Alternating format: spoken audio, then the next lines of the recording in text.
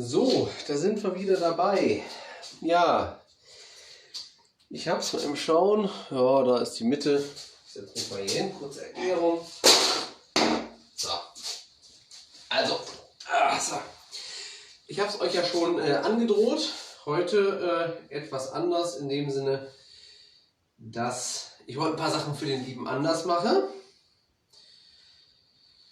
Das ist wieder unübersichtlich, das Ding. Genau, also ich wollte ein paar Sachen für den Lieben anders machen. Speziell geht es um ein großes Tonschloss. Erstes Viertel 16. Jahrhundert. Einige haben es ja vielleicht schon mal zwischendurch gesehen. So sieht der Oschi aus. Endlich mal was Handfestes, um es mal so zu sagen. Jetzt ist es so, der Anders spricht nun mal halt kein Deutsch.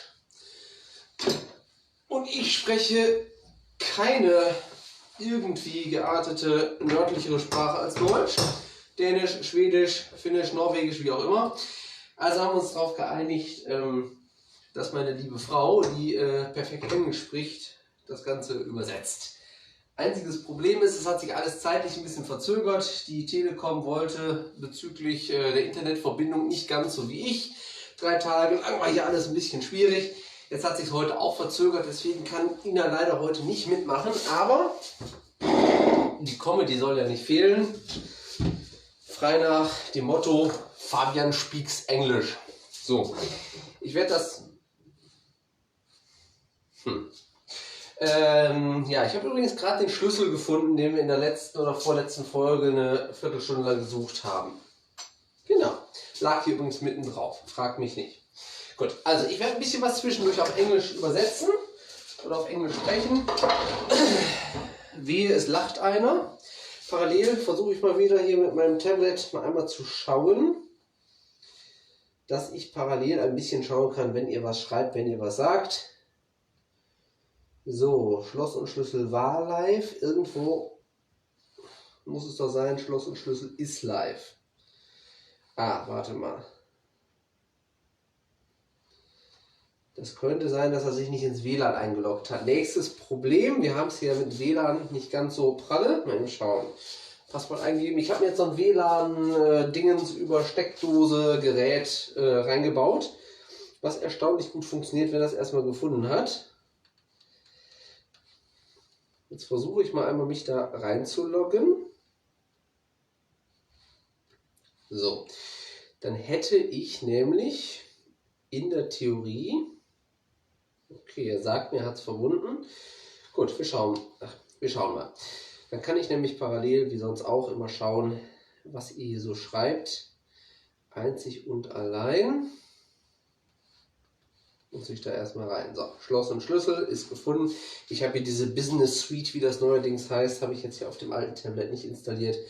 Die Business Suite ist so dieses Modul, wo man dann mit einer Seite, einer Business-Seite, also wie Schloss und Schlüssel ja offiziell aus Facebook-Sicht ist, wo man da quasi die ganzen Videos hochladen und so weiter kann. Gut, ich versuche das gleich am Laufen zu kriegen. Was machen wir heute? Wir wollen uns an die Überfalle setzen. Und stellen wir uns mal ganz dumm, was ist ein Überfall? Und jetzt fangen wir mal an mit dem Englischen. Hello, Anders.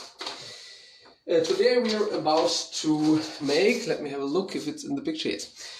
We're about to make the hinge part and the hasp, so this part here, which is to be mounted on the top, on the lid of your chest, which is about to be here, and is connected with a hinge on the upper side and with a small ring-like structure on the back side, which is passing through the slit in the lock and is locked in the back. So for this part we have to choose a piece of metal. This is a rest piece, but I think it's fairly enough, doesn't matter. And I have to start by taking the dimensions of the inner part and the upper part. See if it's in the picture. Yeah. So we leave a little bit space to the upper part. So we're first going to draw and measure this area, and for the roll on the top we leave a little bit more to see how big it's about to be. Die ersten von euch, die jetzt schon lachen, Schnauze. Ich habe Schulenglisch gehabt und bin froh, dass ich mich auf meinem Weg zum Klo durchfragen kann. Meine Frau sagt immer, mein Englisch wird besser, umso mehr ich getrunken habe. Sie sagt auch mal, mein Niederländisch wird besser, umso mehr ich getrunken habe. Edwin hat das übrigens immer bestätigt und der ist Niederländer, der muss das wissen. Naja, aber wir wollen jetzt auch nicht im Vollsuff hier eine Kreissäge bedienen. So, Marking Gauge. We have width, Breite of around about 2.9 centimeters. So, where I'm about to take it down, we do it otherwise.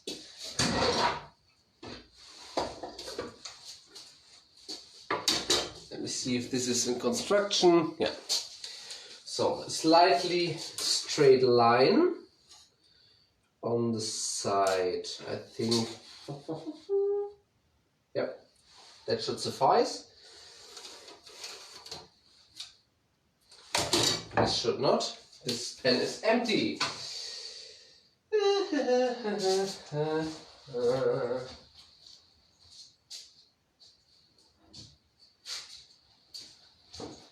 Yep.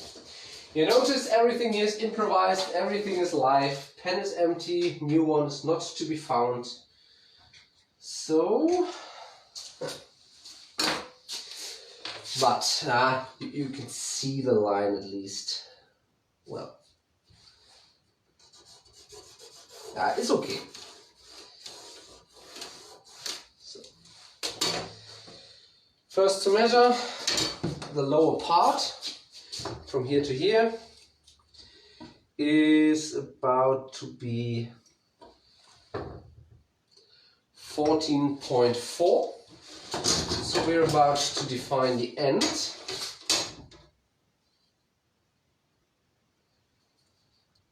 I know this is marking out for wood, but doesn't matter. Doesn't have to be exactly straight, just to have an imagination where it is. So 14.4 is from here.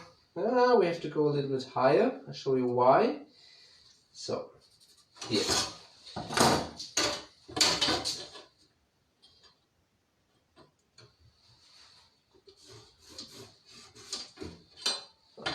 Roundabout. So 14.4 lower is up to that point.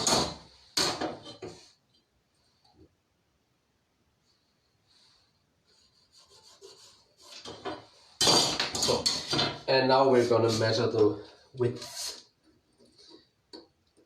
The question is, why can't anybody spell this word? So it's, round about 2.9 up to 3 centimeters. So 2.9 is from here to here. And 3 centimeters is from here to here, approximately. So.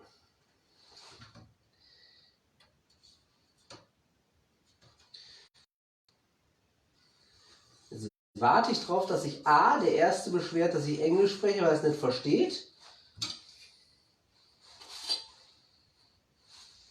So. Und B habe ich vergessen. So, weiter geht's. Oberer Teil. Ich hoffe, es ist noch im Bild. Ich habe es, glaube ich, verrückt. Ja. Die Breite oben sind, the width on the upper side, it's 5.5 centimeters.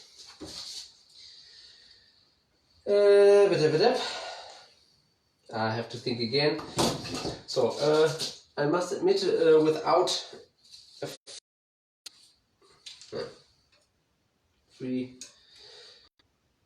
a fitting pattern, it's always a lot of guessing.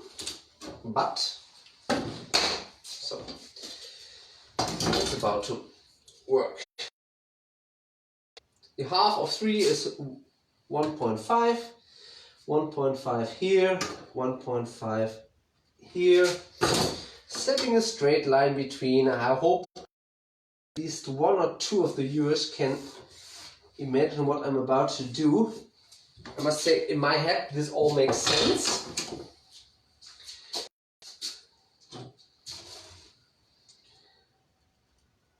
I remember writing down my PhD thesis. There were a lot of parts when I thought, oh, that makes sense to me.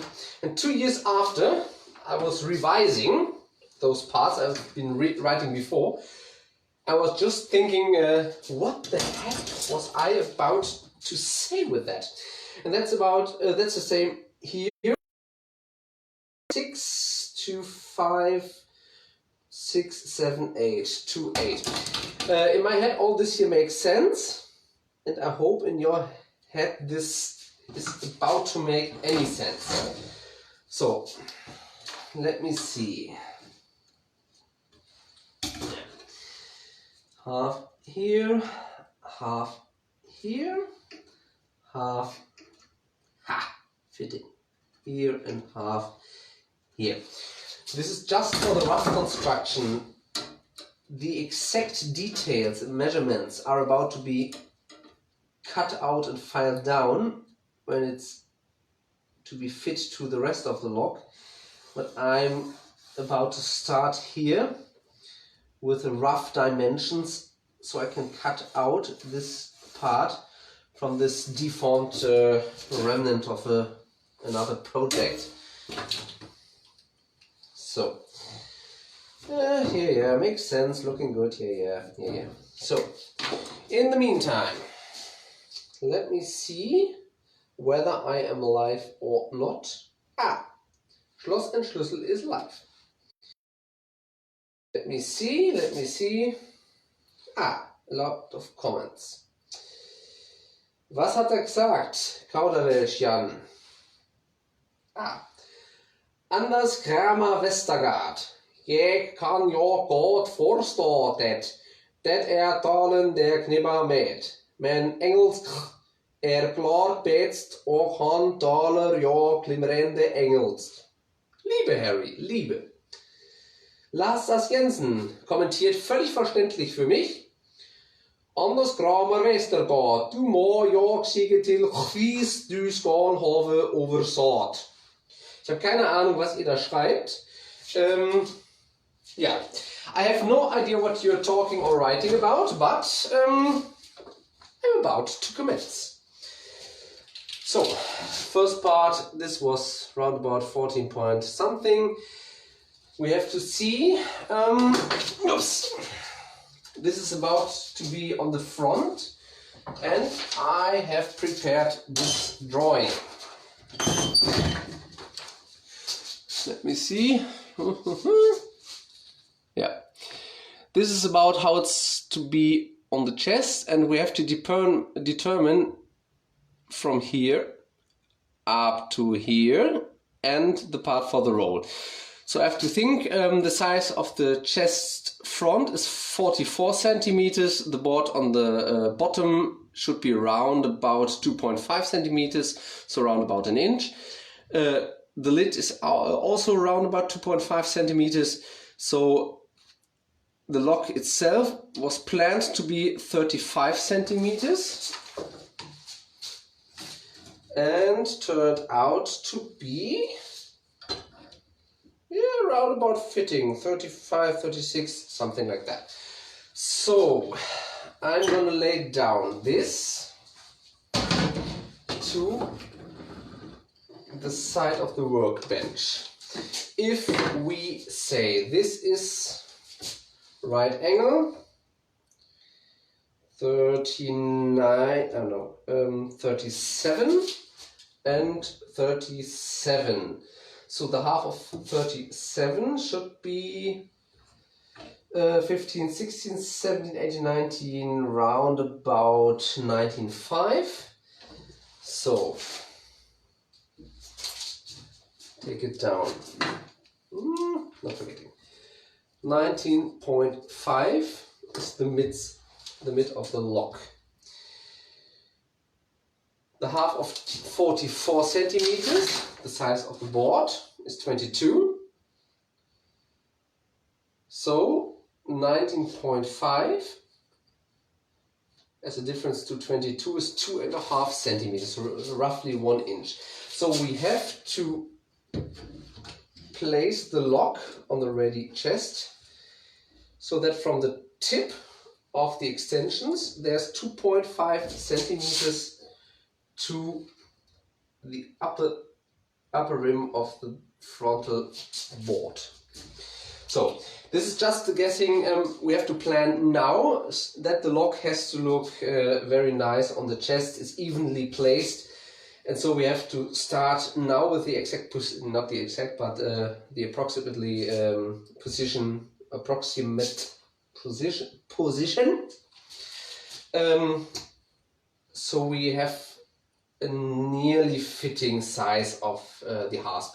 It does not have to be exact for half a centimeter, but it should look some kind of nice. So this we measured 14.5. This is roughly 13.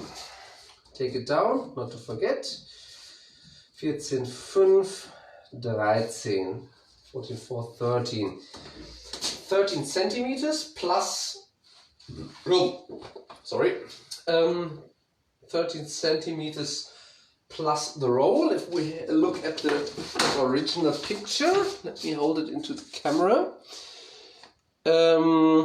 We have the roll at approximately 1/3 from the upper side of the lid and 2/3 from the bottom.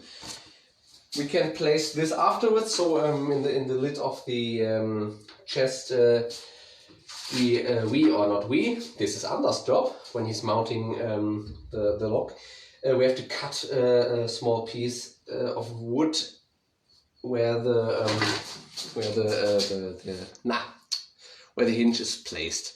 So if this is moving up or down for half a centimeter, it's not exactly important for the historical recreation, but just for the looks and for a evenly placed lock.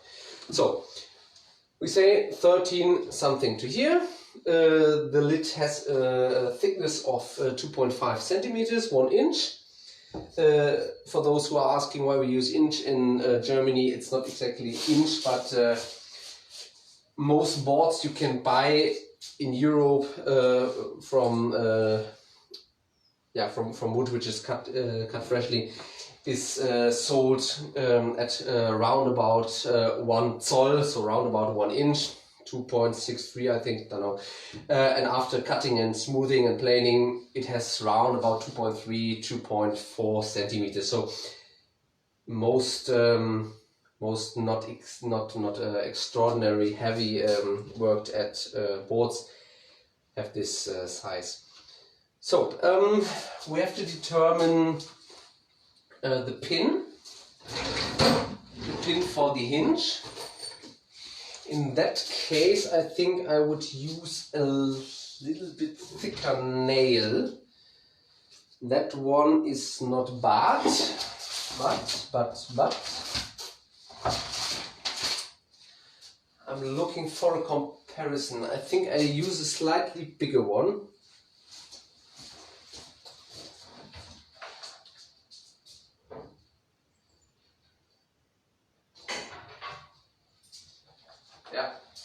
I think this one's better.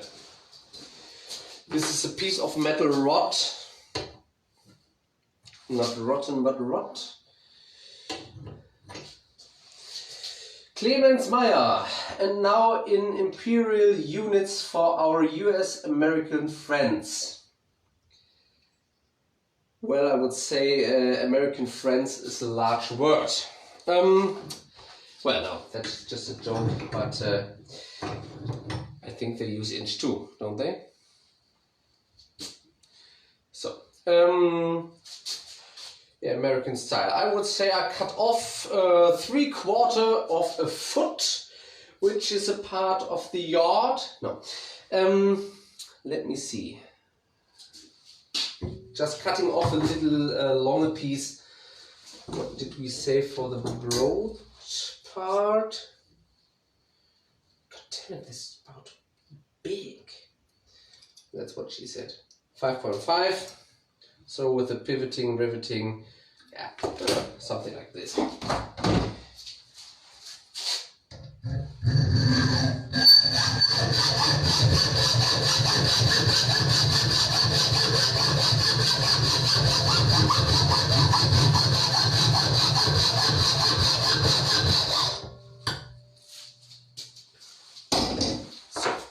Put that lock away.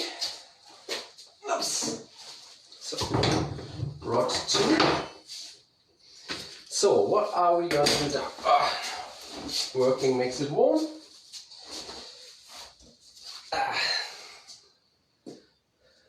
So, erst einmal eine gediegene Pilsette reinschrauben.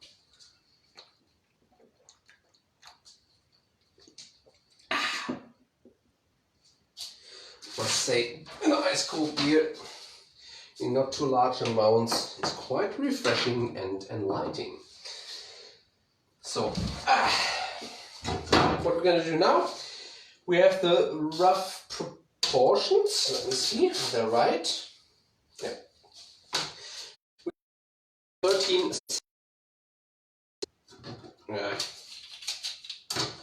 13 centimeters up to this place. And we take round about, just guessing, I say this part here for the roll. A little bit longer because this end we can put in much further. It's much more easy than trying to elong it. Is it elong? Make something longer, make it longer. To elong something, I guess my wife could tell now. Calognato. 37 divided by 2 is 18.5, not 19.5.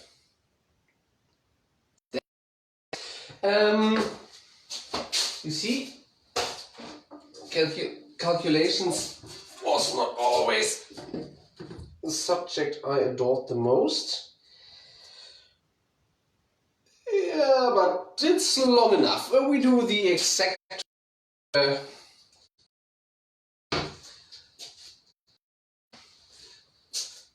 so, cut this out.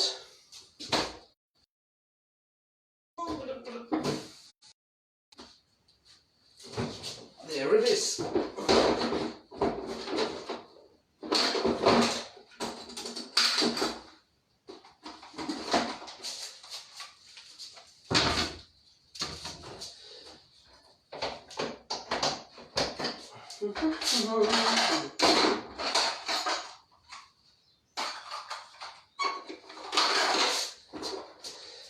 Let me see, perhaps, where did I put it? Sorry, that was something else. Somewhere I put my pliers. Yep, next room. Not pliers, sheet metal scissors. What they're called, don't know. Let me see, perhaps it's possible to cut it from this here, but yeah, about this. I prefer cutting with this here because the saw, damn it. Yeah, it's possible but not nice. Now, yeah. Let me see, perhaps this one is surviving this. If not, rest well, little blue friend, you served me well.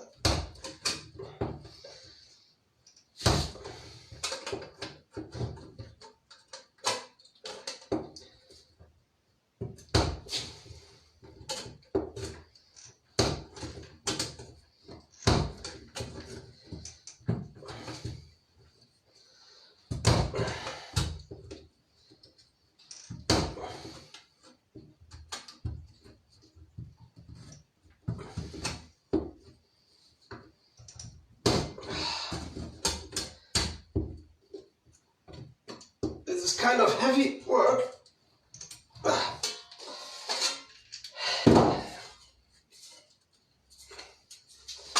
So just for your information, that is a lot of scrap metal which is produced now.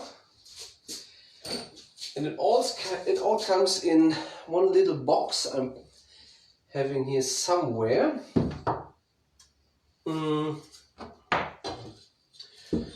Where I'm producing little other parts from. So.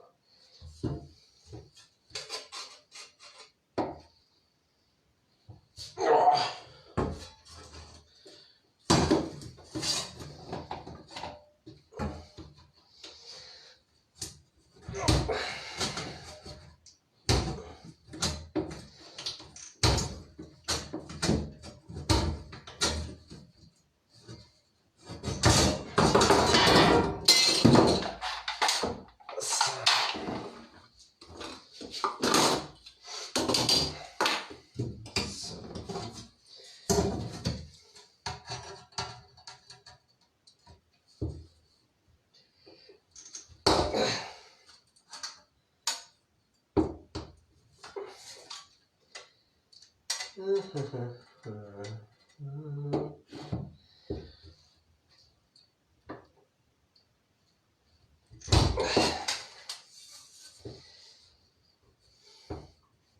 see, I'm holding the device, so I'm leaning on it with the whole weight of my upper body, which is not exactly less than 20 kilograms.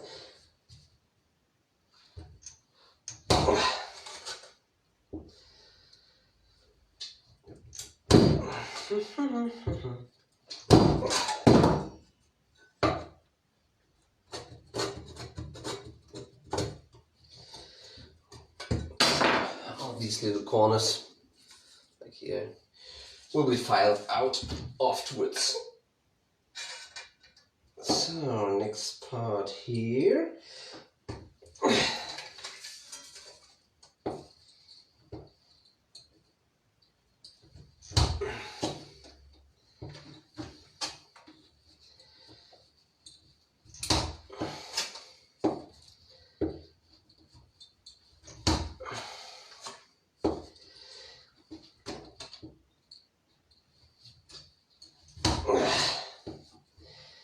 For those who wonder, this is not exactly the size or the thickness of metal which you should cut with such a small scissor, but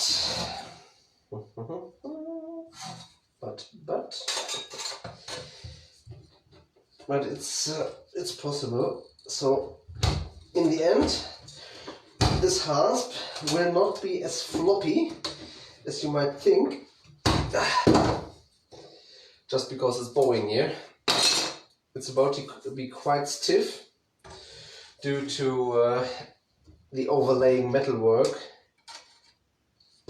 which I will show you later.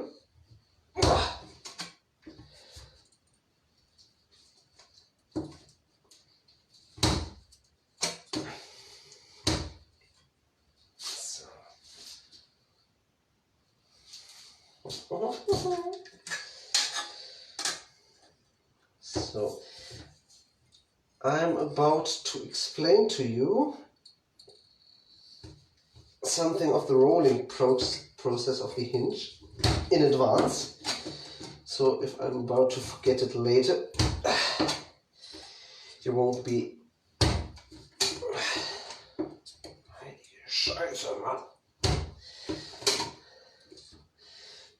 You won't be unaware of what I'm doing. So normally these rolls of a hinge are forged, I should not say normally, but quite often. They're rolled overlapping. They're rolled overlapping and are fire welded, which means they're about to overlap around a pin. So, and this part is to be is about to be made quite hot, slightly under melting temperature, covered in flux to prevent oxidation of the surface, and are then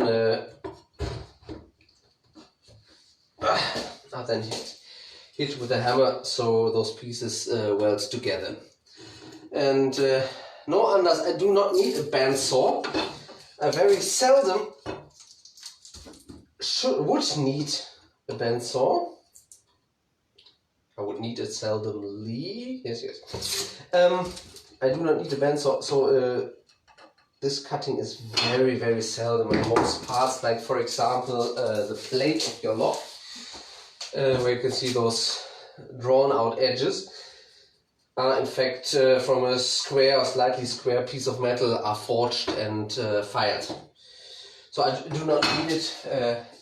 There are some moments, I must admit, I'm inclined to buy one, but then I normally say, would need it just this one more time, this one time. And it's taking a lot of space in the working place. I do not have that much space. So, and as I am just doing this as a hobby and not that often, I'm about to get myself a really big of these, this is share or this is scissor, plier, I don't know. A big one of these, as you can see in the Mendelsche 12 Brüder Stiftung. In that case, they are mounted on a piece of wood. Here is a piece of metal going downwards in the block of wood, and the lever is quite long, so it's like one of these modern Beverly shears or so. But that would be the historical part. But even for these shears, scissors, whatsoever, I do not have that much space and do not use them often enough. So if I were a professional doing this here several times a week and producing locks on demand and have to create a nice output, if I can say that, nice output, in that case I would say yes, I should buy one, but in that case it's not that necessary. So, but back to the bolt hinges. If I would do a very large chest, just to withstand a lot of force, like a door hinges, I should roll this over and fire weld it. In that case, we had 13 point something. In that case here, 13 and 13. In that case here, I must say it is not that necessary. And let me see if I can see it in a picture. I must admit, I just have this black and white picture.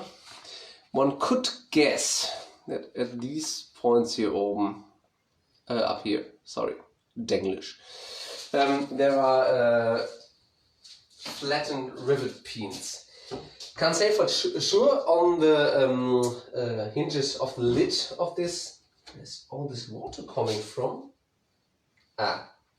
From here. On the lid of the chest, the hinges, they are definitively bent over and riveted. You can see that it's very, very rough. And in this case, I think it would look nice to do it also. But thank you, Carlo. I'm about to measure one time. So we have chest. We have 44, means 22. We had, what was the measure of the lock? 37. 37 divided is, what did you say? 18.5, yes, I'm sorry. 18.5.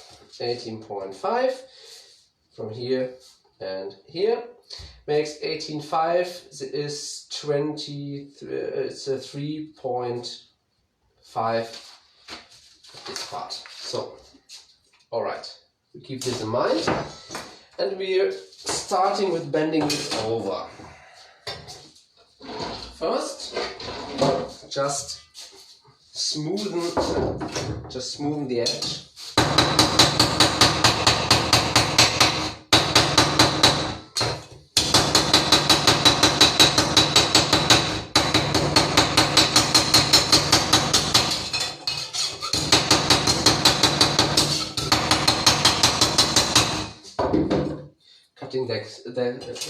Cutting that makes not very nice marks.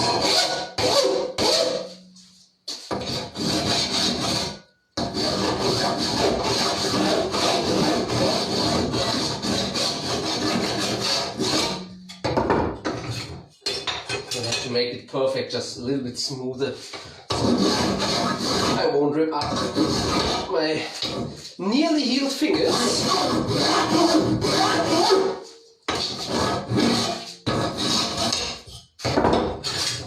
So, upper edge.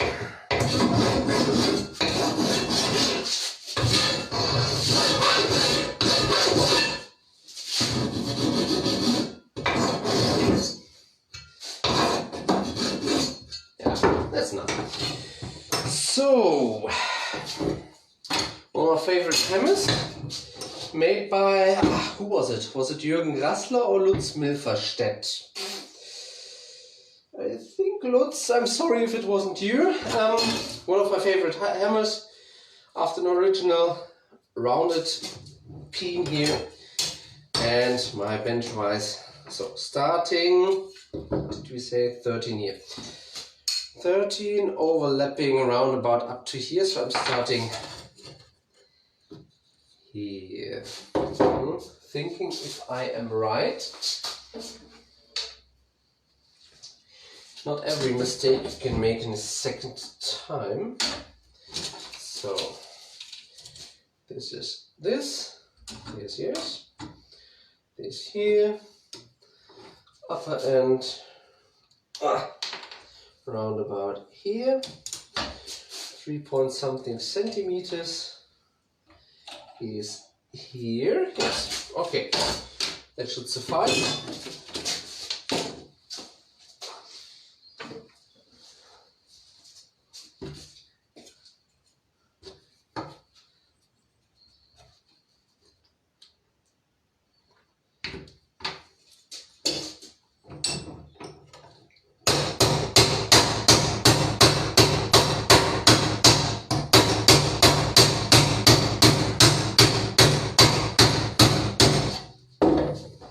So, this in here, being nice to the neighbors, doing the rest with the bench vise. No. Come on. Yeah.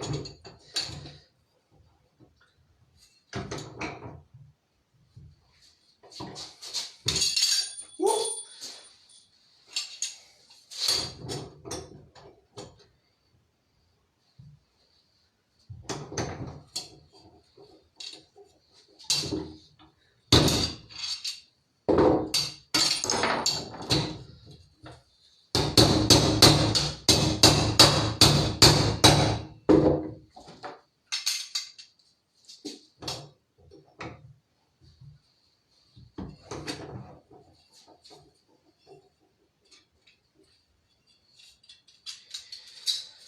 So, we have to see 13 something, upper lid, yeah, should be quite fitting. Or better to be said, should fit quite well.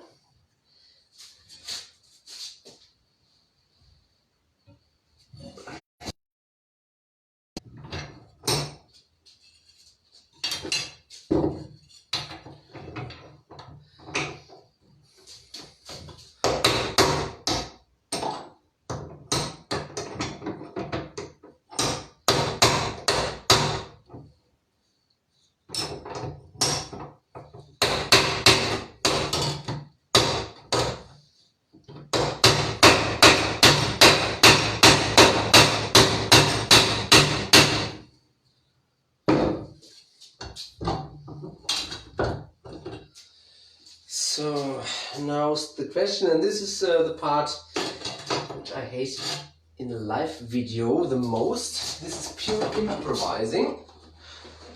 Oops.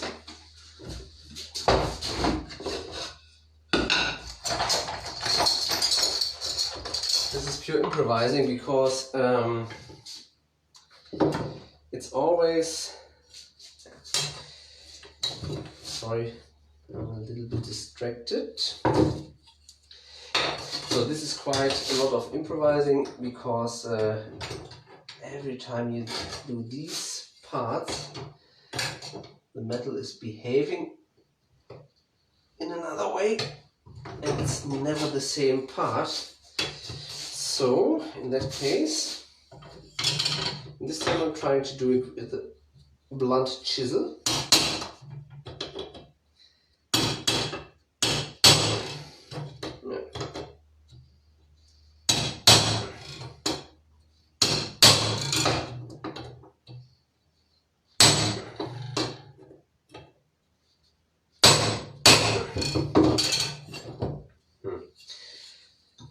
I'm not very content. Let me show it to you. Oops.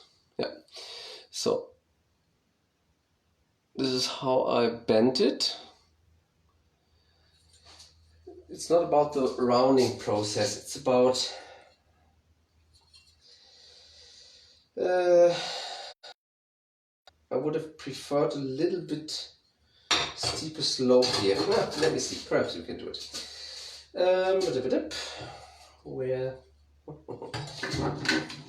I guess medieval locksmith would have used several bending and forming devices here.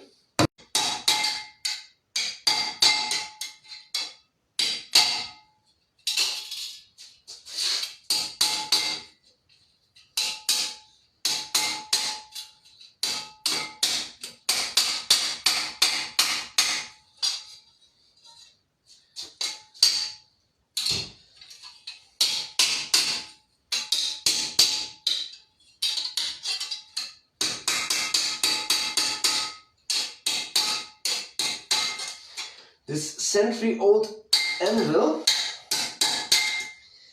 is not exactly smooth, but it's already starting to look. I'm looking at this here. It's quite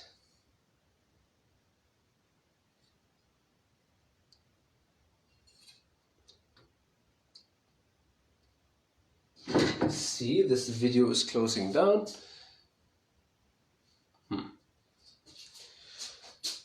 Should still be live.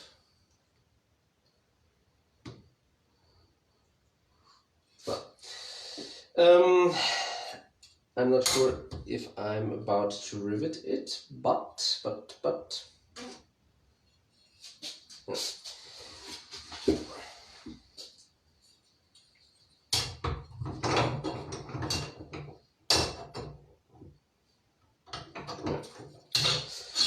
Make it hot, make it shine.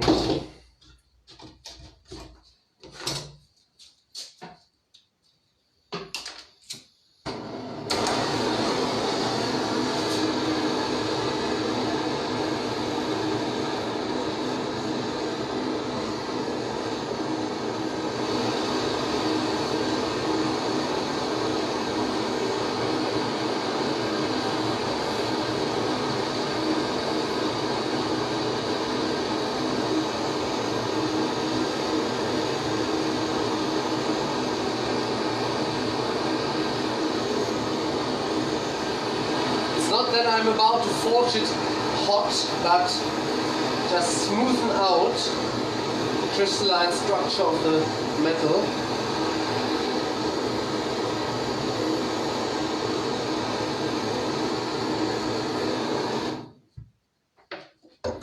So, just to smoothen it a little bit.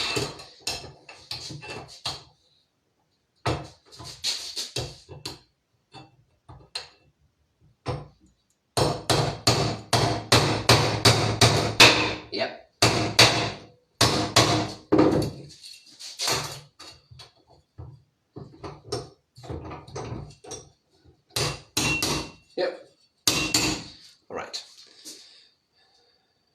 You still see me? So it's just a problem of my tablet. So, Anders, if you're wondering what I'm thinking here in my loose train of thought, I think I should not rivet it. Because, or just rivet it on the back side. I'm not quite sure how to proceed with this part, because it is possible it could look clumsy. If I'm folding it over, riveting it, and sand it down, there would be no fine cut angle where the hinge is going like this, and so I think I over and roll it into itself. So let me show it in a picture. If you see the sideways pictures, they are the hinge is well, it does not look welded, because let me paint it. I'll show it to you.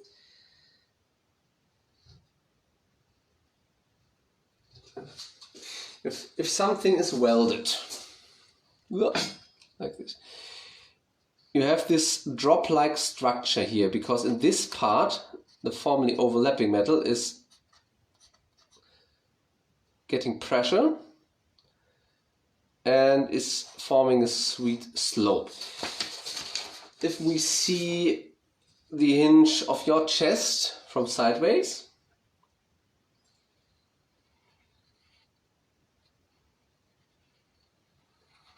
it's looking like this. You can, with the welded structure, hope we can see it here, you can sharpen this edge by filing it. But then you would make this connection here quite thin and brittle. So I think I'm about to make this kind of roll, and perhaps try to roll this in a little bit. But I'm not quite sure. I'm seeing how it's about to turn out. So, giving it some compression from sideways.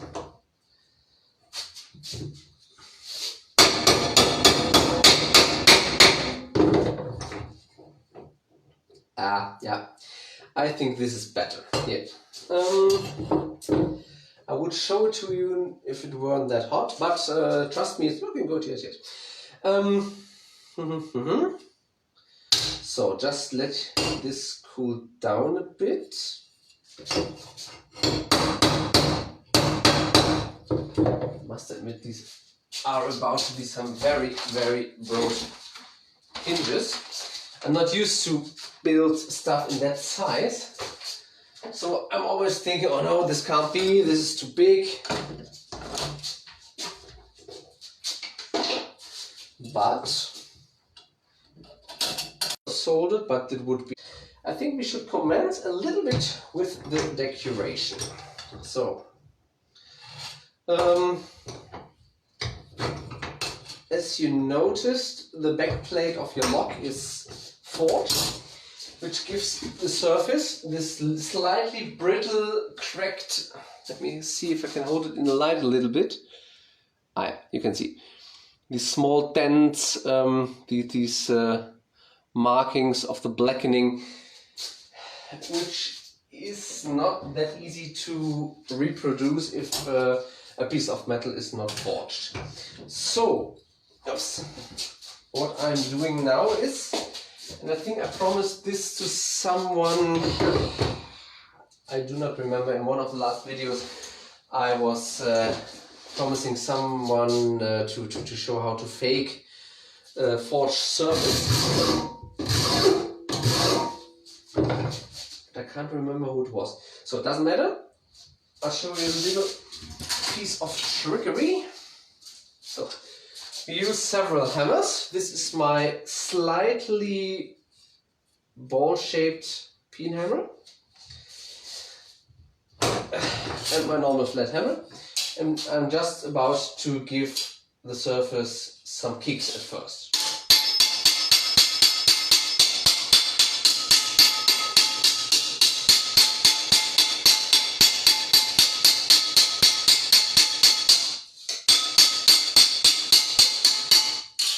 side.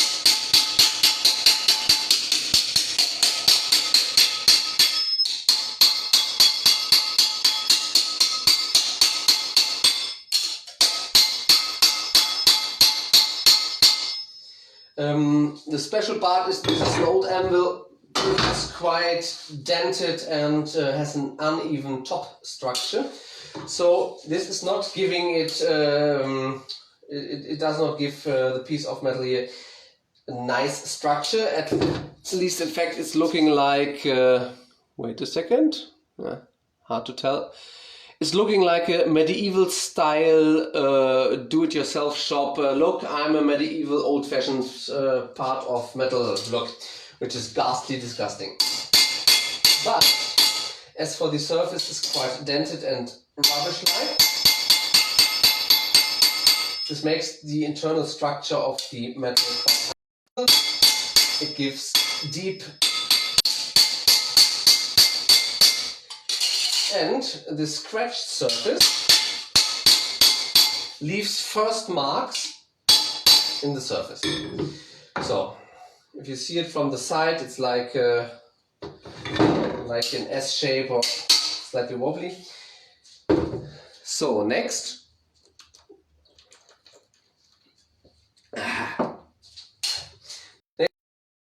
hammer with an uneven structure and flattening it out.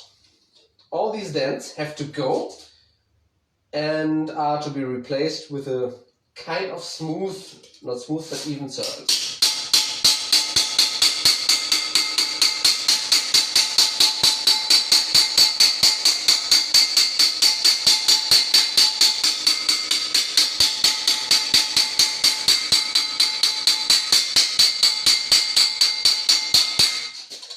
And all this, still a little bit warm, and all this not on a perfectly polished surface, but on the dented surface of this end.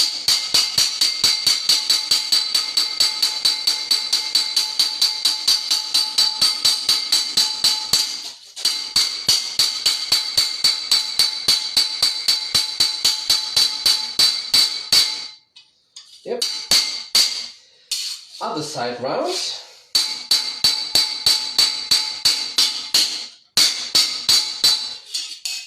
Just making it straight again.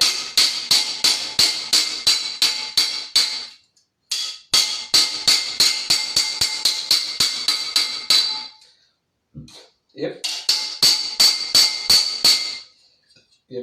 Yep. I see where I'm aiming at. So next is the corners. The corners can be filed, can be worked at on different styles. What I'm doing now is just smoothing out the cut edges.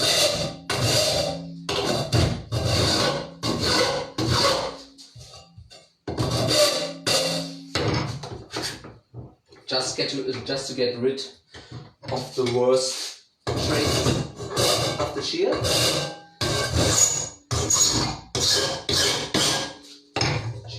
Shear of the metal cutting device.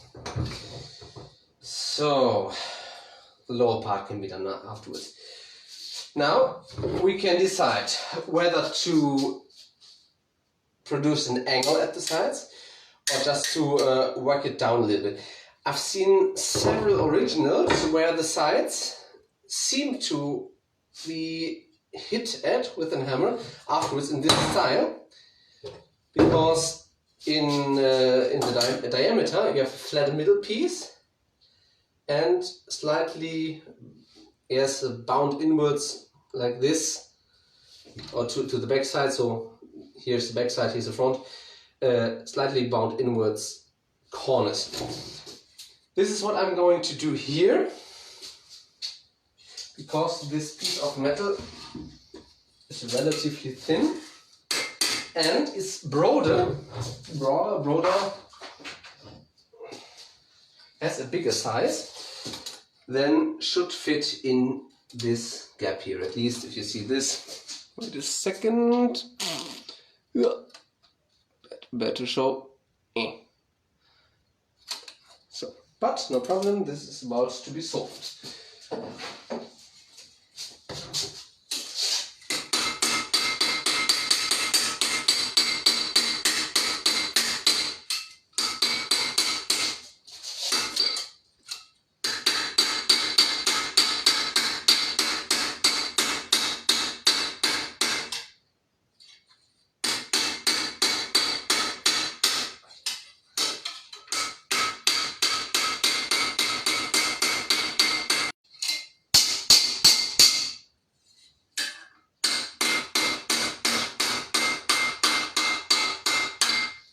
You see me pushing the metal a little bit into this direction. Same to the other side.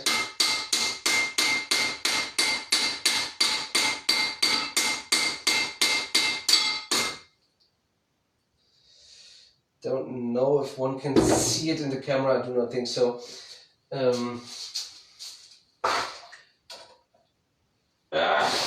Now I get wet feet. So here it's fine. At the bottom should be a little bit more.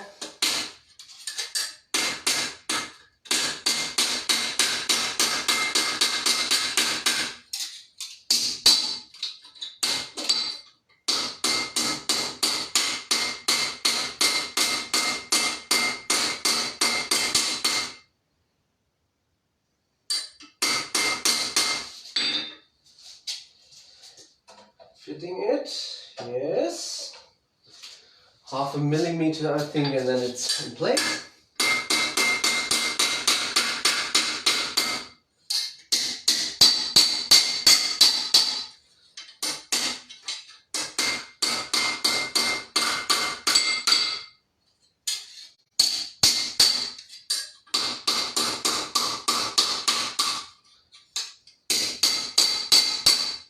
So, should suffice for now. Upper parts too, as you can see it in here. But these are not that important. I've simply written out. So that is about to be kind of the final shape. I now see. One day I should make myself a better hammer. Okay. Push this inwards a little bit.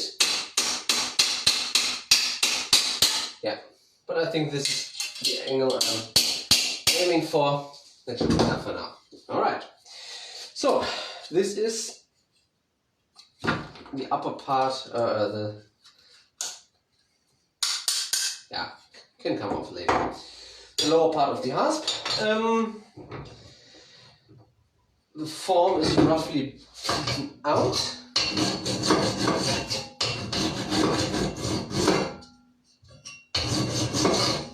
Just cutting away the grain. Yeah. So this is this. What's next in the surface?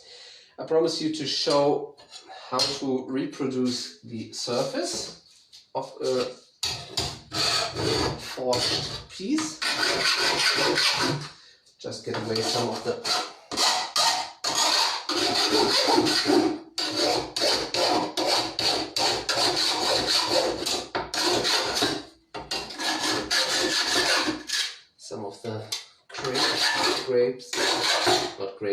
grates.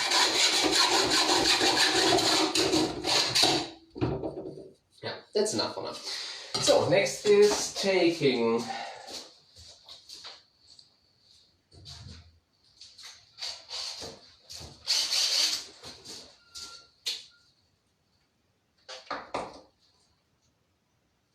where did I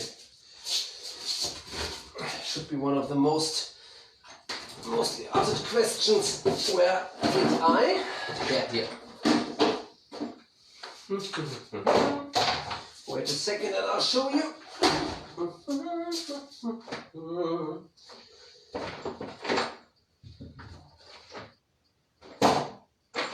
Yeah.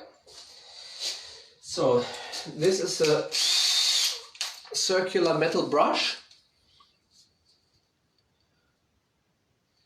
oops, can we see? Yeah. This is a metal brush, very old, very dented and irregular. So, and I can go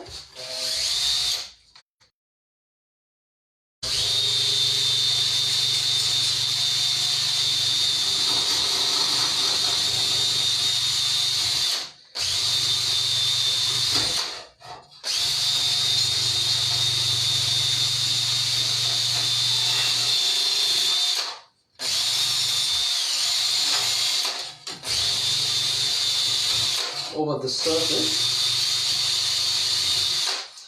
One could clamp it down to the bench, but this is not about a complete work all over the surface.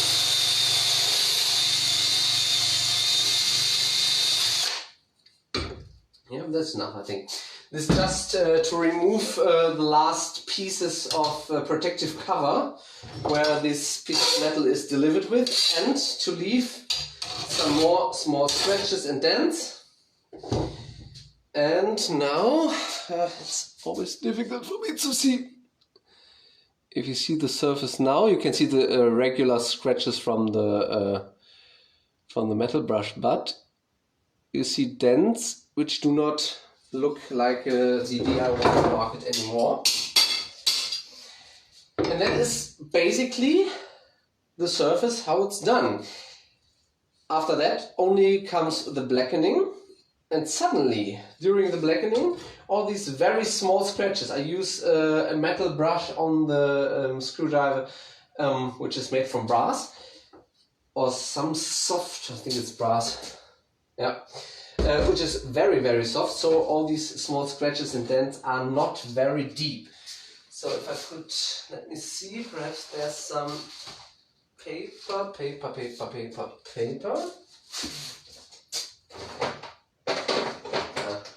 Can't find, but sanding paper, I think, here.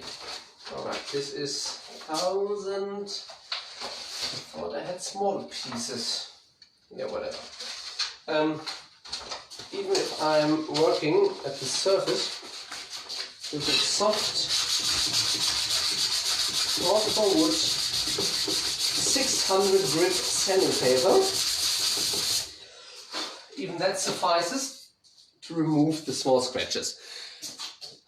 And the surface now is prepared to be oiled and the oil to be burnt in. But this is about to come at another time. So that is the base or the basic plate for the hinge. So on the hinge itself there is, wait a second, I'm too small for this. There is a decoration. There's a decoration over here, similar to this four corners, which is drawn out to a piece of metal which is kind of square-like and twisted. And at the lower part there's a hasp, or yeah, like a small piece of hook, which is housing the handle for the hasp itself, which is turned a little bit here. But this is made from a square piece. I'm not sure over here. You can't see it exactly in this picture. Over here it's kind of soldered together, forged together, meaning braced, or perhaps riveted too. You can see I have here a little bit of square metal which I ordered some time ago. We have to see if it's could be a little bit too big, but we will see. To determine the width of the metal, we see the broad part, no, the smaller part here has 1.6 on the photo and 0.3 3 for the metal part, which is 1.6, 0.3. 0.3 is 9, 10, 11 point something. So 0.3, 0.6, 0.9.2.5. 5 times and a little bit. So this here is 3.1. 3.1 divided by 5, which is roughly 6 point something millimeters. This has 6 millimeters. Fitting quite well. Yep. 1, 2, 3, 4, 5. Yep. Around about 5. So, what are we gonna do? We're gonna remove the protective cover with which is this piece of metal is delivered. Do not have to remove it completely, just scratch a little bit. So, and then we're about to twist it.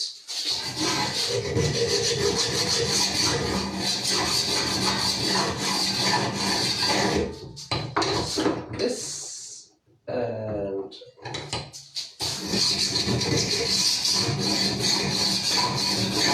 this and this and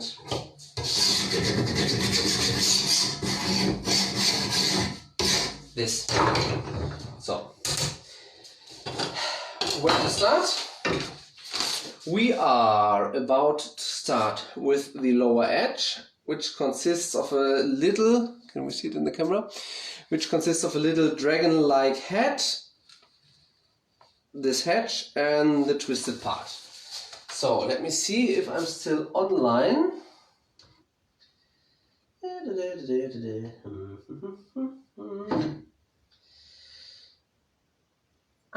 Okay. Oh yeah, seem to be on it. Yes, Anders, this jog in the window, it's made by the Hafnerin. Yeah. It's, yep, true. So, this little dragon head. Let me see, perhaps I have a better picture for you.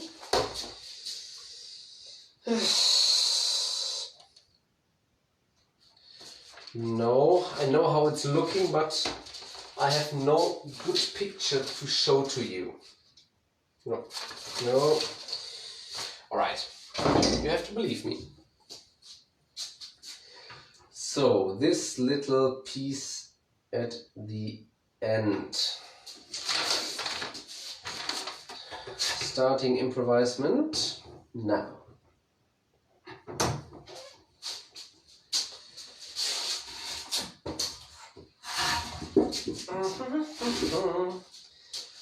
I'm gonna bow it first, and then, yeah, should go.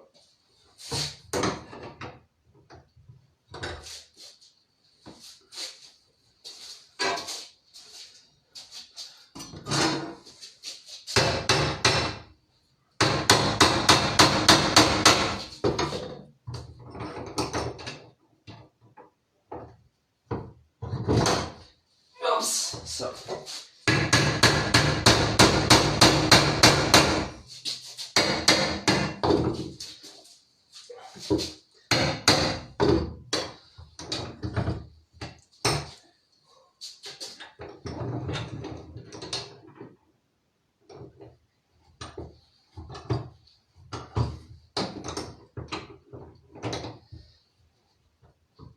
Oops.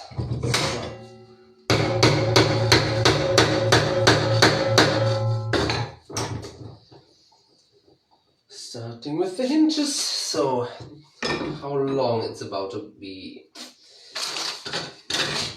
Totally littered workbench. So, just a rough comparison. We have... Oh, wait a second, I think we have the original size here. I'm an idiot. I was clever enough to print one picture in the original size, which means, yeah, 14, yeah. Alright, the hinge here has a total length of, or the hasp here, total length of 4 centimeters. This part here is bone over, does not matter. So, trying to bow it in hot.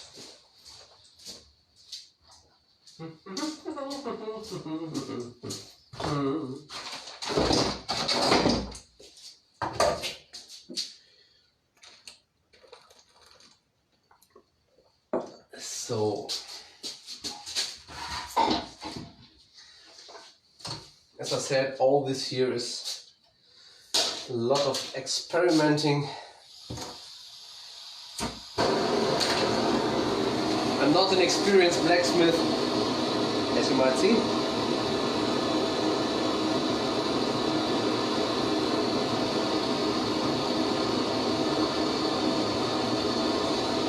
I think I'm about just to bow it over to make it as square as possible with rounded edges, and after that ponding it with a hammer and file.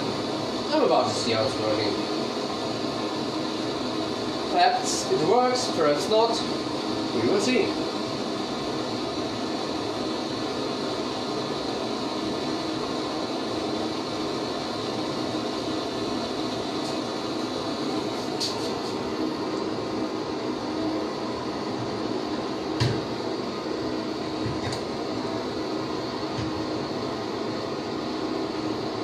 Yeah, that's good.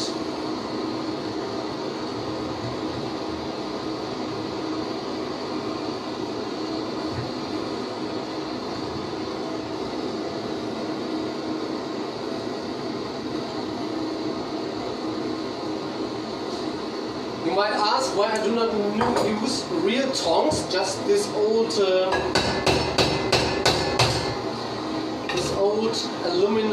aluminium cast thing. Quite nostalgia. And now this one is working very fine with me.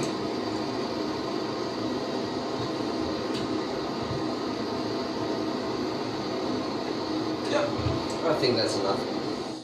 The rest is about to be done by hand. Sorry, I'm quite out of the picture for a moment. No, I'm not. Perhaps I am.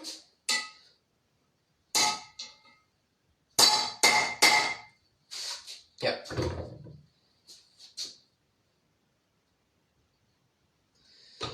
So, okay.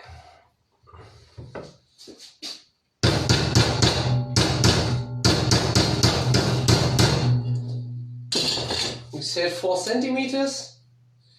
This is 4 centimeters exactly. The shape will be refurbished a little bit, but yeah, it's about to be quite fitting. So we have to make it a little bit more square.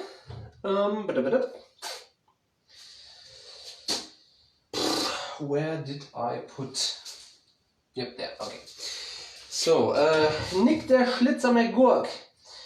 Neidisch auf solch eine Werkstube, umso mehr freue ich mich darauf. Ja, Zeit und Geld, da sagst du was. Also tatsächlich mehr Zeit als Geld. Ich denke, das kennst du in dem Fall. Man steckt halt wirklich viel Arbeit rein. Man steckt viel Arbeit da rein und ja, Geld natürlich, klar, es kommt immer darauf an, was du machen willst. Ich habe jetzt ein paar Deckenbalken aus Eiche da drin. Manche Sachen sind teuer, manche weniger. Wenn man mal eben spontan was aus dem Baumarkt holt, zahlt man natürlich gleich deutlich mehr, als man im wirklichen Werkstoffhandel zahlen würde. Aber gut, damit muss man leben. Aber grundsätzlich muss man sagen, ist das Ganze finanziell dann eigentlich doch machbar, wenn man nicht immer alles auf einmal macht. Ich habe auch nicht alles auf einmal gemacht. Das könnte ich mir leisten, aber dann könnte ich halt nichts mehr am Haus machen. Also man muss das immer dann doch irgendwie stückchenweise verteilen.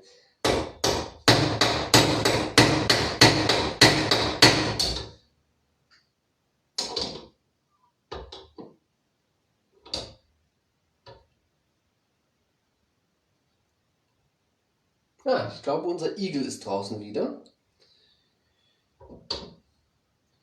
I think the hedgehog. We have a hedgehog in the garden. That was why I was holding still for a second.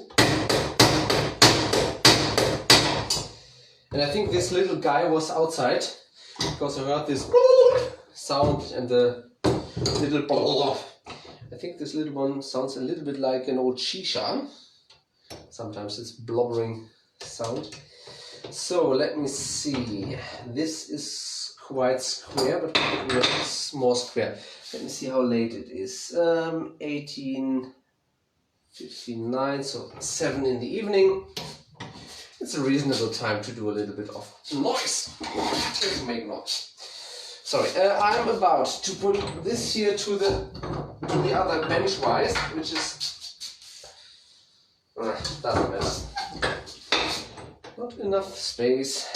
Have to square it down a little bit more.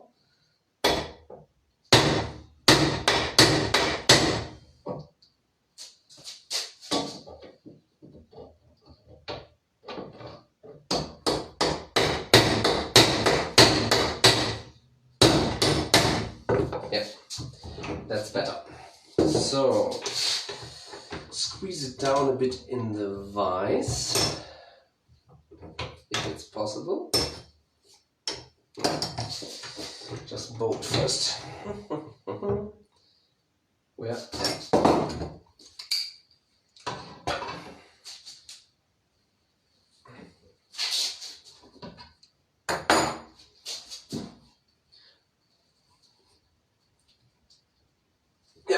Okay. So, spontan am Wochenende mit Platz was zu bauen und so weiter, schon klasse.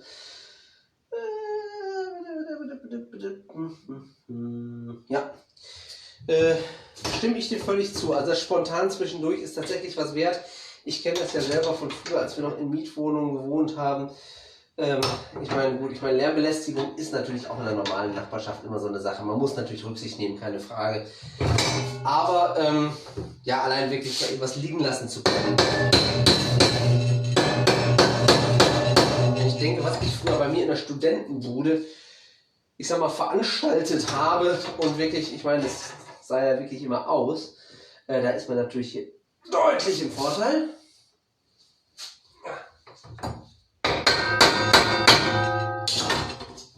So, dann gucken wir mal. Let's have a look. This is not looking too bad. When I look. This one, no, that one. Slightly rounded. This should be a little bit more steeper, but yeah. So.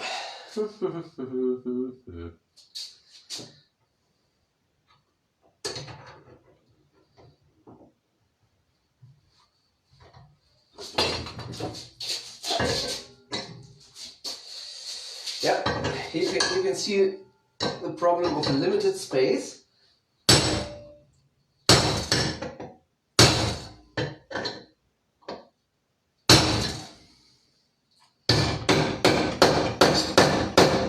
Yeah.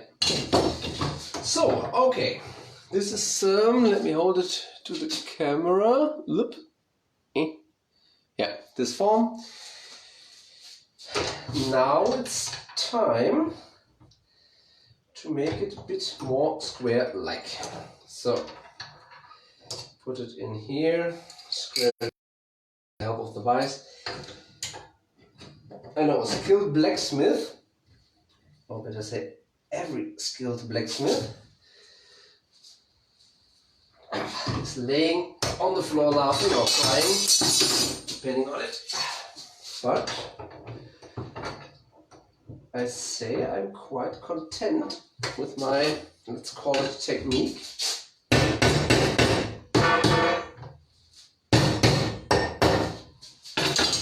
So, alright, that should do it. So, square it down a little bit. So, starting with the surface. First, I'm removing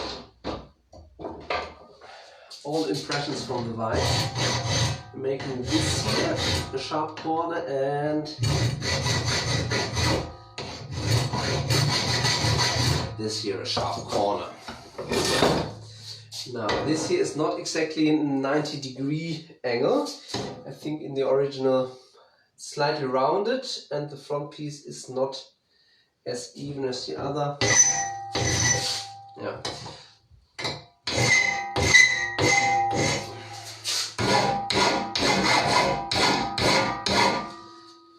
This is very, very large.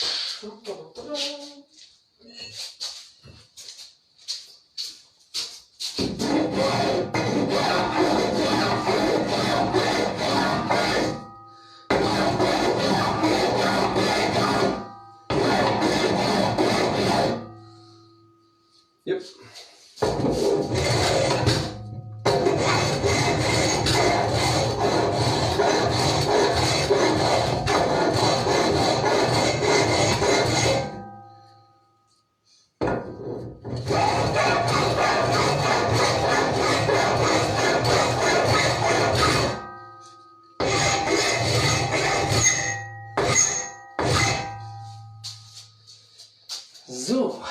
So this is quite, not stressing, but it's a lot of work.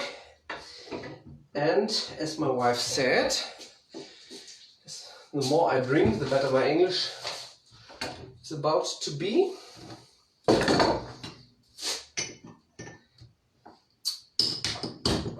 So, not bad beer.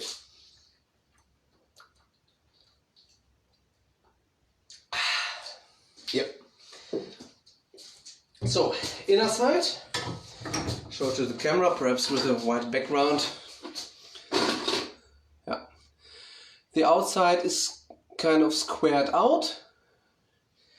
The inside just gets this rough squared out. Doesn't have to be exactly square, just a little bit sharper corners and removing some of the impressions of the bench-wise.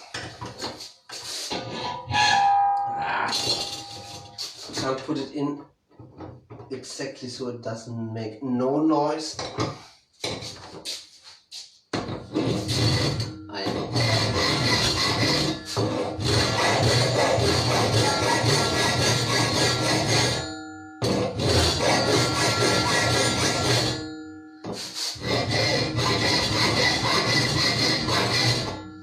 Yep, that's working.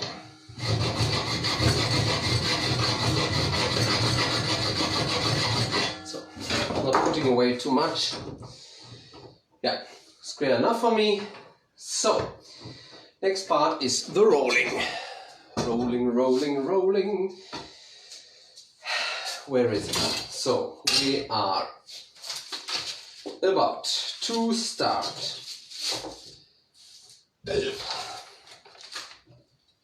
Yeah, I'll show it to you. It's difficult to show now, but wait a second. We are I'm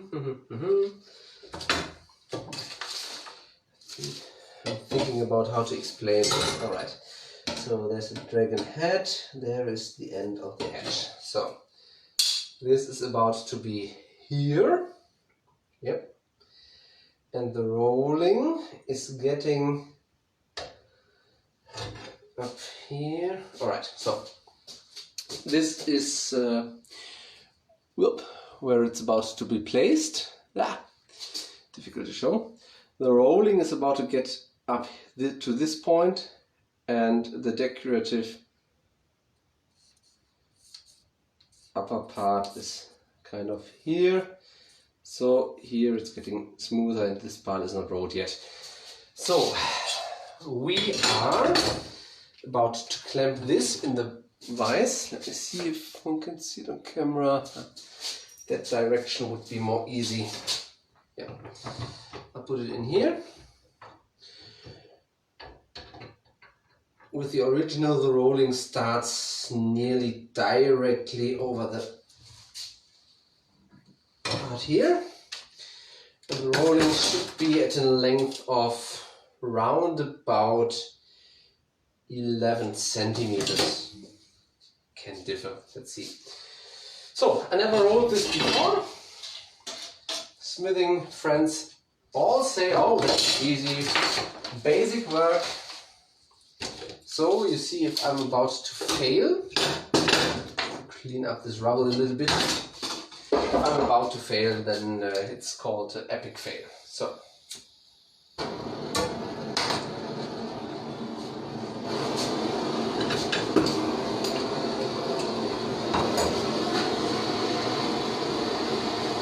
I think this should be much more easy if it were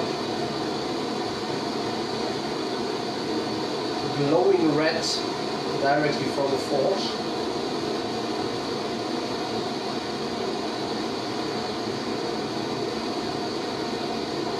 Yeah, but this has to be done. From which direction is it turned?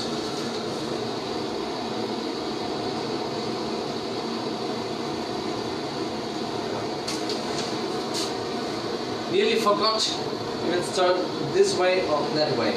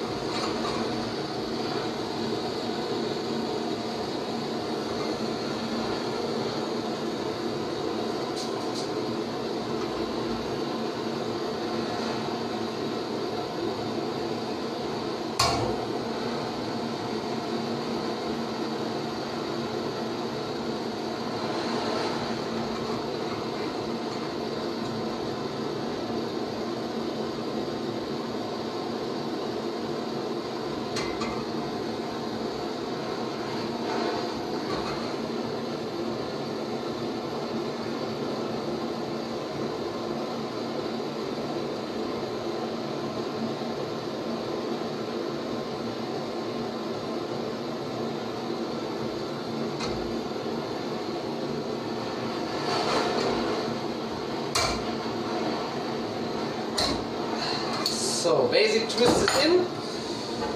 Did not turn out to be that difficult, but yeah. So, hope you can understand me now. So, I did a basic twist. Let me see. What did we say from here to here? 11. Yep, 11. Okay. So, the basic twist wasn't that difficult. I think the most difficult part is to do it that exactly and fine. Without too many scratches on the surface. Would be most easy, I think. Never did that before. If this were completely hot.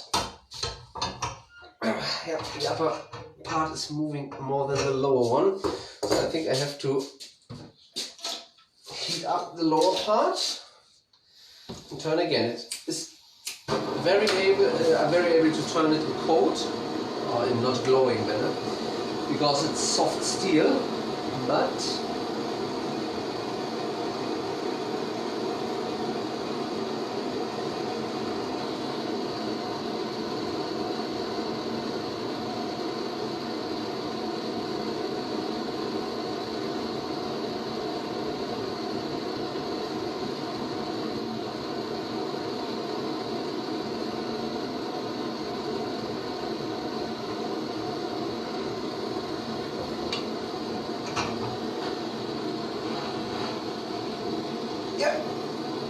it's going much more even. Yeah.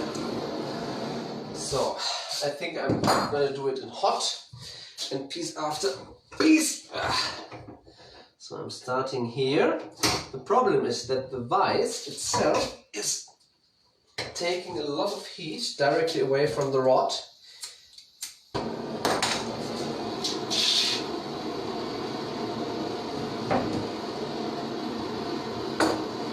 I'm starting down here.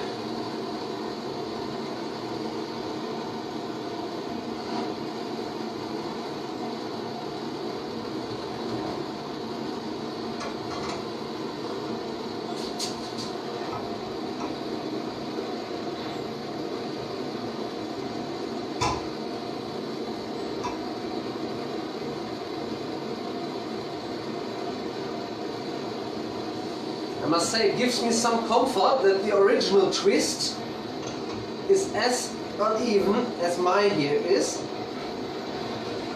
which means the original medieval locksmith was as sloppy as me.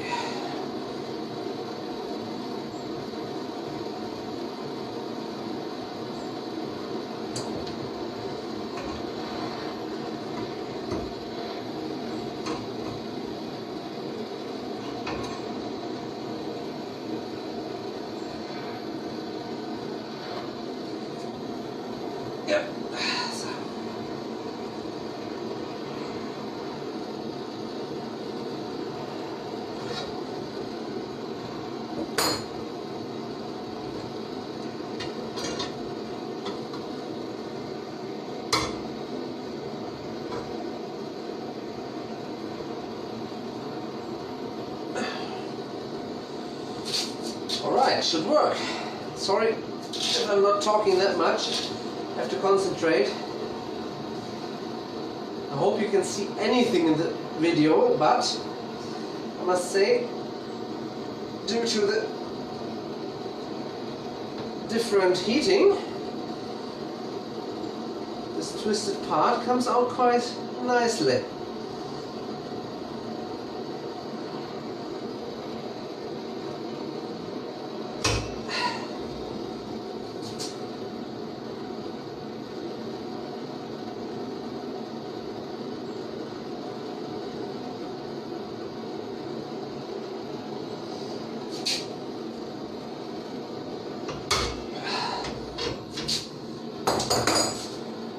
Some of you know, or still remember, I had a small accident with a circular saw to my left hand, so the vise of my hand, how long and how hard I can grip, is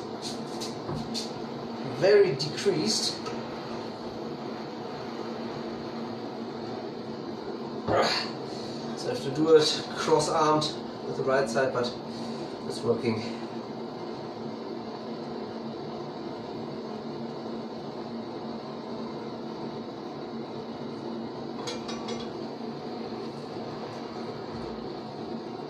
So, how long do we have? Around about 11. So let's see.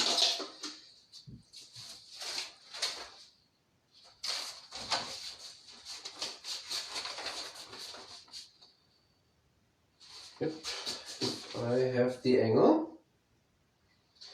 It's not that bad. Could be a little bit smaller, but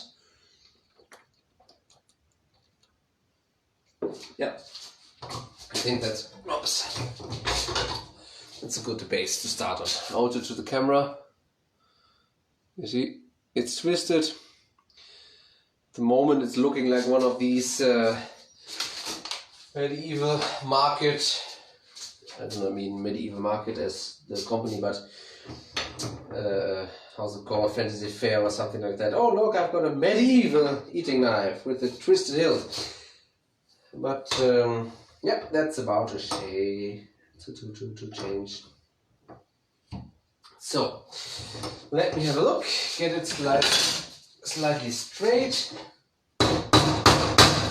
Yep. Yeah, that's enough. So we will start with the base.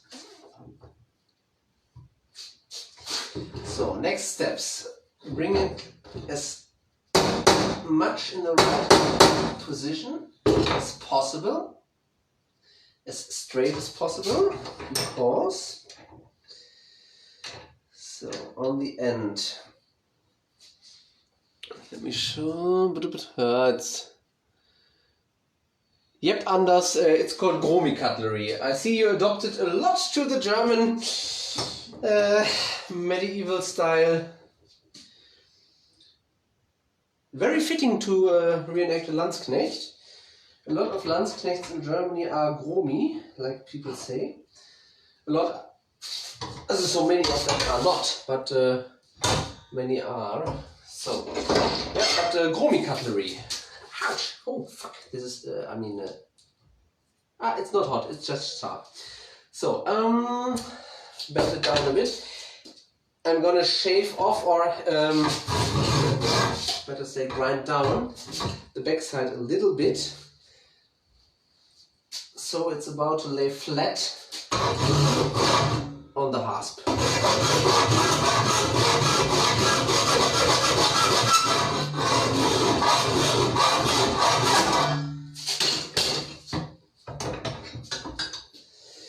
So, it's not yet exactly formed as I wish. I have to use my aluminum.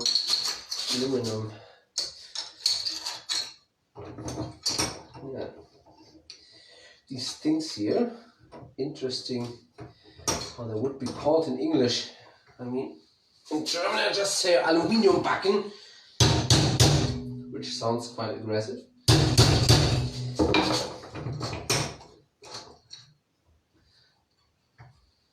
But I'm quite sure in English they're not called aluminum cheeks.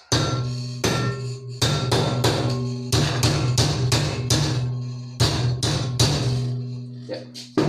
Alright, that is the form I'm aiming for. Or the shape, sorry. Oops.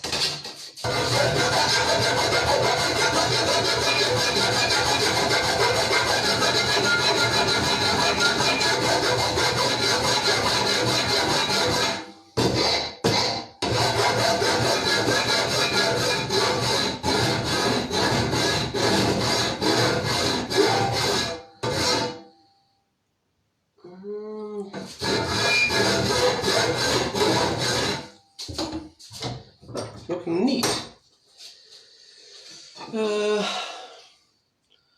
On the back side. Yep. We try not to be. Yes, many try, but few achieve. I must admit, I did not see a lot of your Landsknecht style stuff, but more the other things. But I think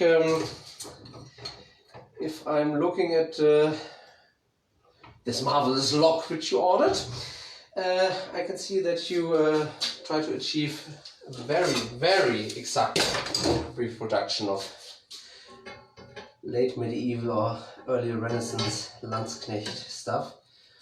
So I think, without taking down the efforts of other people, that you are quite dedicated to it, which I like. Yes, yes.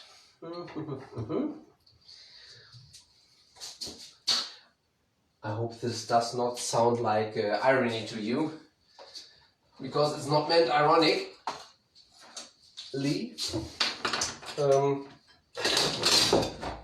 It's not meant ironically.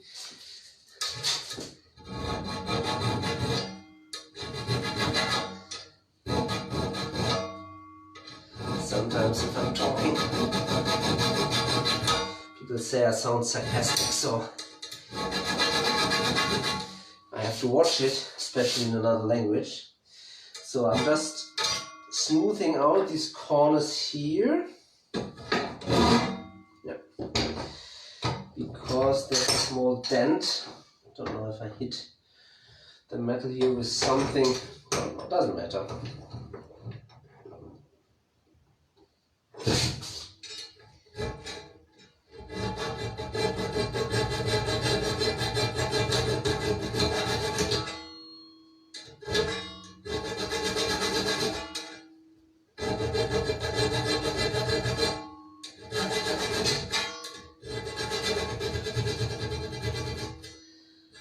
Okay. Woo! Nearly threw down my beer. So, let me see. This here, and here, round about here, starting the decoration. I'm going to cut it off centimeter longer than it needs to be, because cutting it off is much more easier than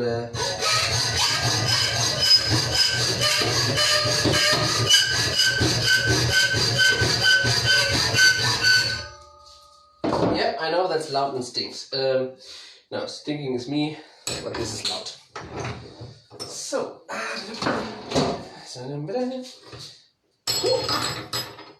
warm.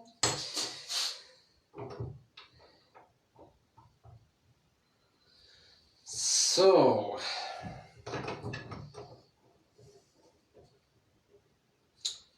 I'm quite content, I must say. I am quite content. So, I leave the sides of this piece here quite roughly shaved, shaped, because I have to put it some other times revenge-wise. So, half off topic. Do you think we will be able to go on a convention next year regarding the epidemic? Well, I hope so, but yeah, who knows? Perhaps I have to work the whole next year. I don't know, can't say. We had this a comparable discussion with some friends of mine. I mean, some smaller medieval and LARP conventions take place. The question is always under which circumstances. For example, if I do a medieval styled living history stuff, where some of the people getting in direct contact with the visitor wear masks.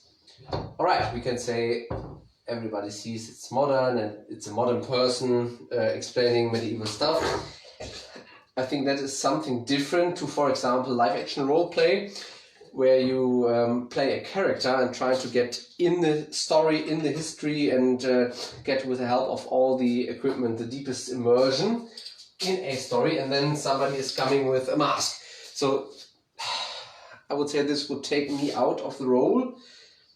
Not that I would say we should do it without, but better no live action roleplay than, yeah, don't know. It's a difficult topic. Very, very difficult topic. Many talk about it. Yeah. Don't know. So, back to this topic. I think the backside is flattened nearly enough. Have to do some smaller corrections here.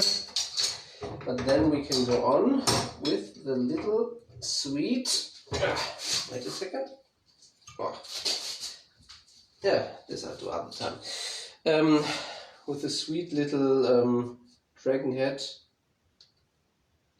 With a sweet little dragon head at the top. I have to see. I hope I do have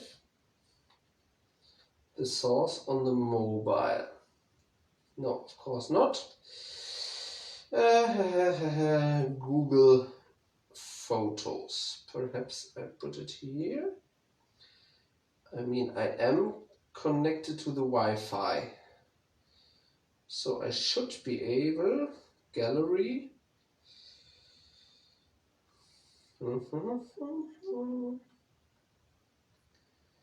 Yes, perhaps. Let me see.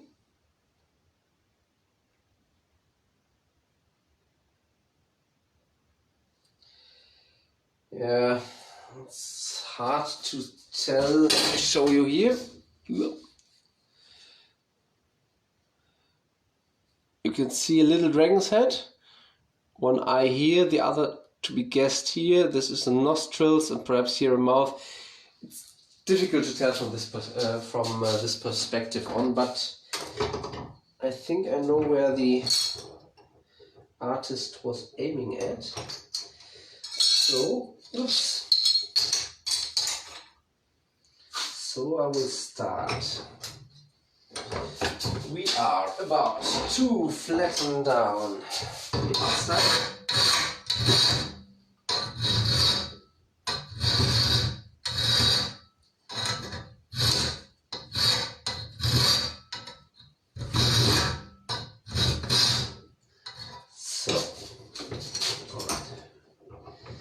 Now we have a small step here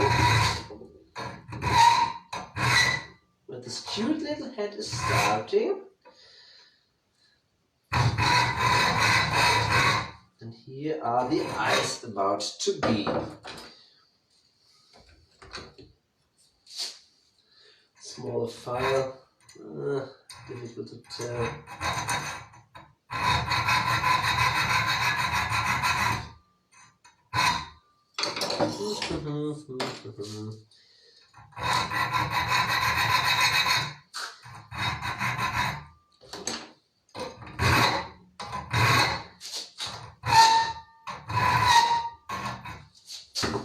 So, slightly formed.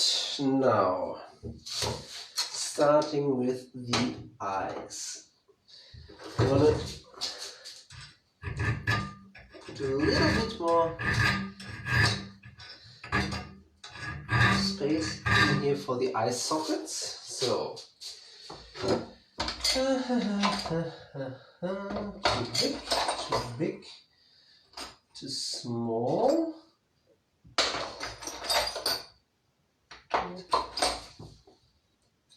Too big.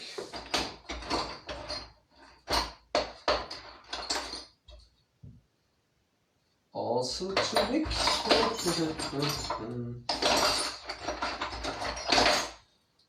Here. Kind of. So.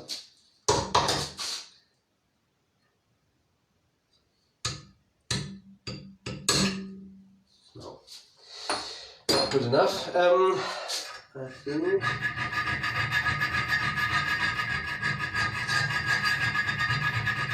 that is the nose back of this little sweet dragon, which I'm gonna emphasize a little bit more. If we see the original, it's heavily rusted and heavily used due to the fact that every time you open the chest, finger is touching this area.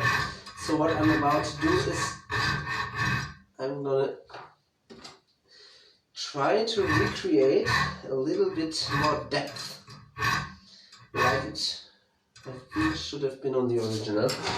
I'm starting this denting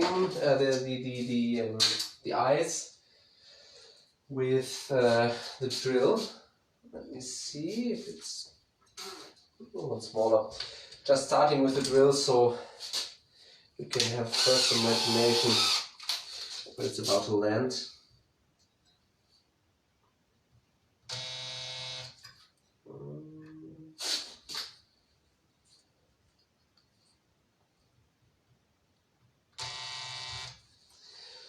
Quite tricky exercise.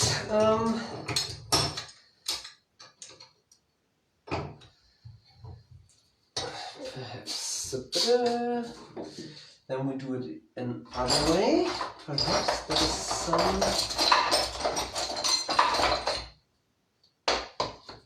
Why do I?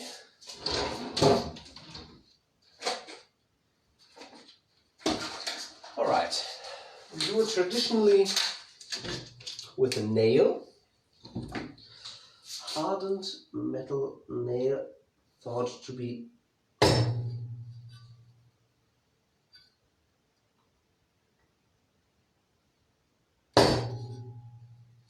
yep.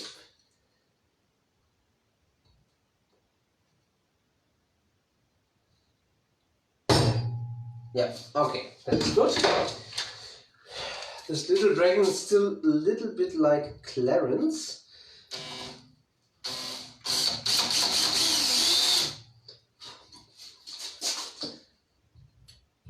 But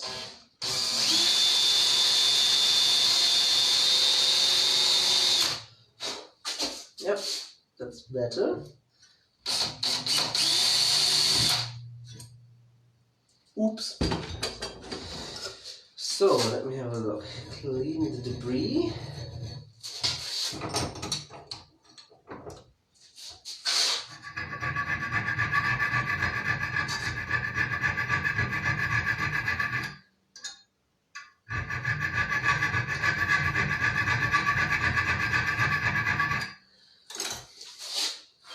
And now shaping the size of the eyes.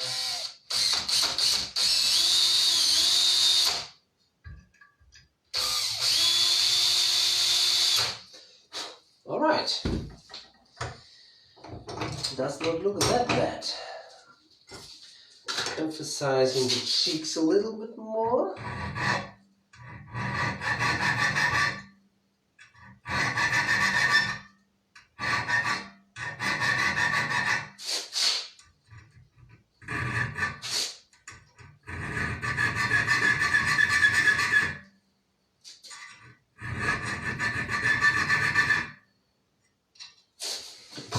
Alright, not that bad.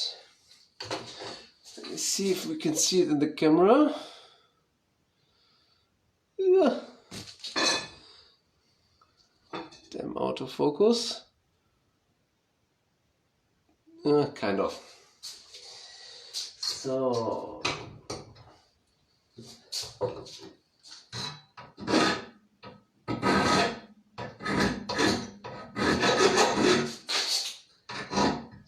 Rest is coming later. A little bit at the nostril.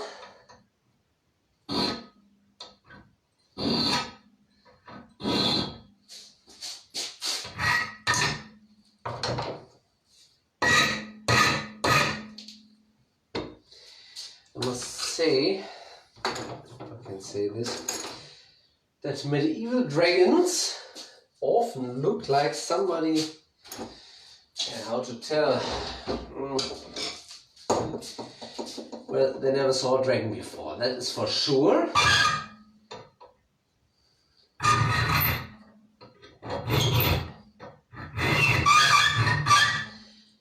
And sometimes I think they imagine dragons to be a little bit like, I would not say like a disabled hippo, but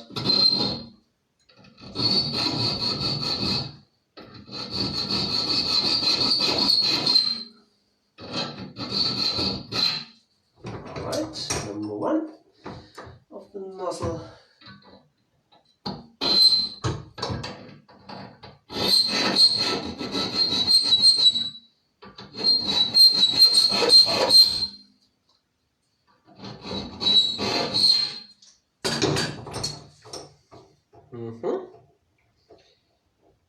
Not bad, not bad.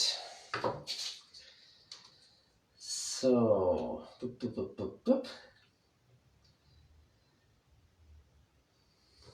so.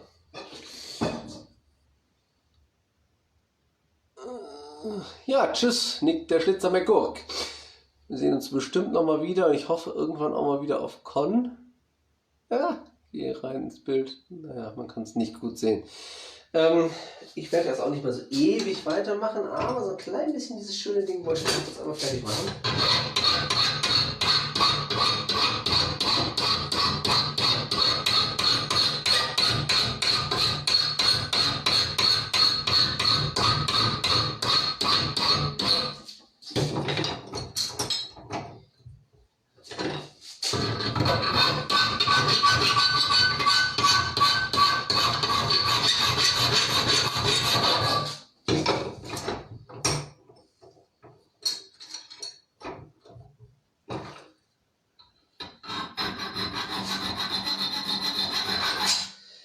So this is not exactly good to see. I think I've ordered something, a device to hold my mobile phone. So during the production of all these lovely little live videos, I can move it from place to place, which could be very helpful if I'm doing these small tiny things here. Yeah, you can't see this in the video, I'm very sorry. But this is about to get better every time. We started with a mobile which has more than 480 pixels as a camera and does hold up longer than an hour. So, alright, sweet little dragon is ready. should look nice in this place. Yes, yes, yes, yes, yes, yes. All right. This little dragon will be fixed by 2 rivets.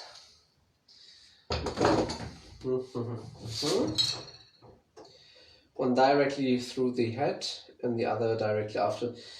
But we'll do this now.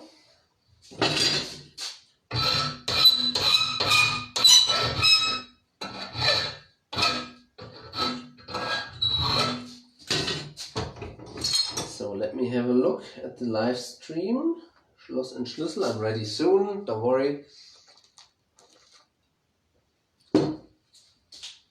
So Anders, if you have to go away somewhere, I'm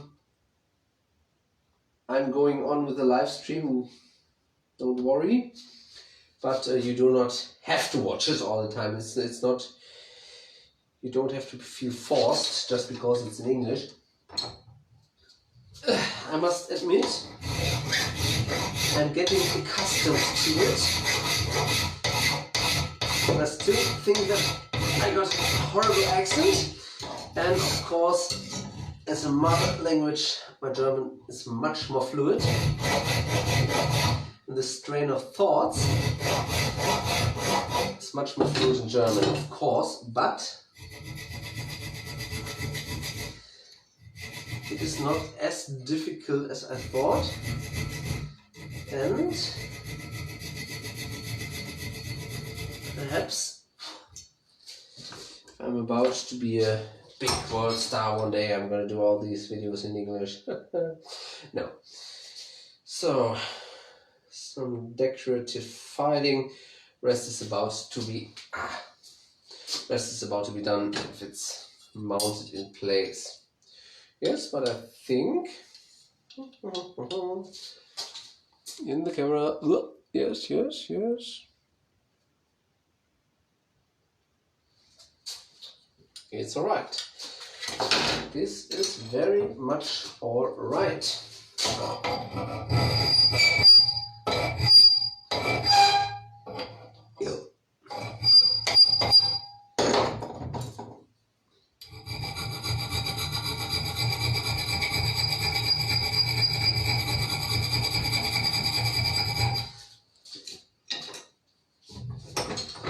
So, all right. Next part is about to be. I start with a first rough placement of this dragon's head, because, wait a second, I'll make a hole in here.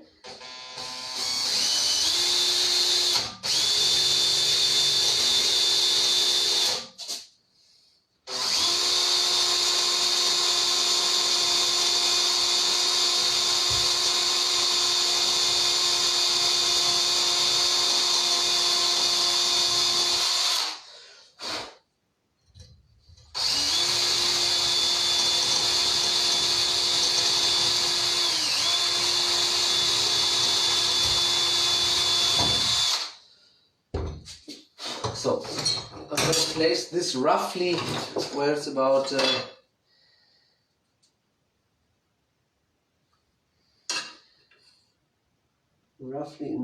roughly in the place it's about to be. So we can go on with the decoration of the ring. I'm going to clean up the workplace a little bit so I have more space to place it all. Ow! Tongs, tongs, tongs.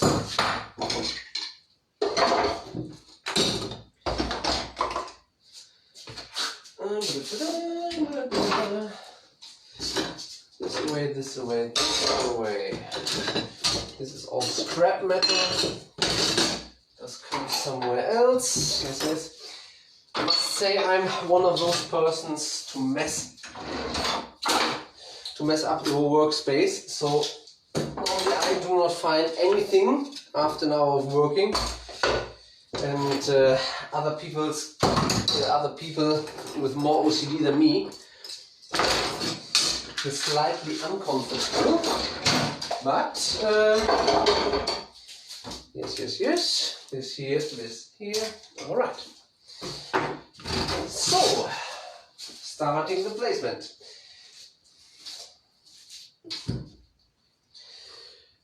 Let me see, the lock should be in the middle of the picture. This is about to be here. And the length here. Now I'm about to sharpen out the edges.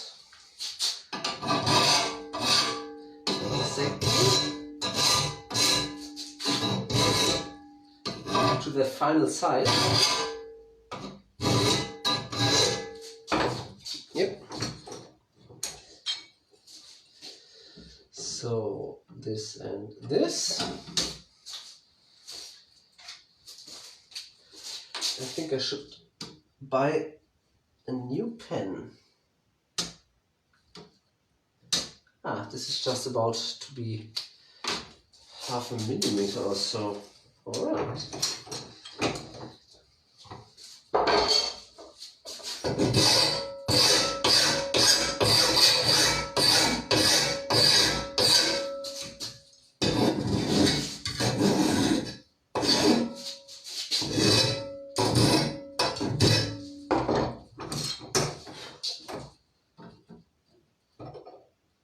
The length is all right. The right side.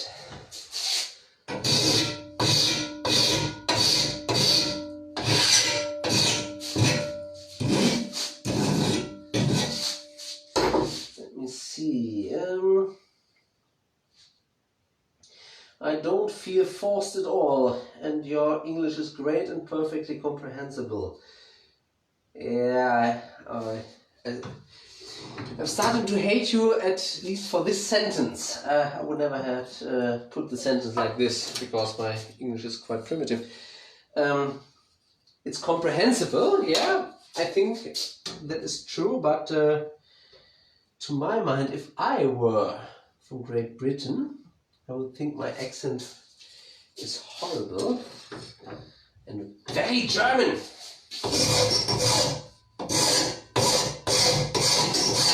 The advantage is that I can put every accent in the language, and I think to somebody speaking German from the beginning on, the German accent is very easy for me to reproduce. So, sharpening the edges a little bit, or no, sharpening is the wrong word.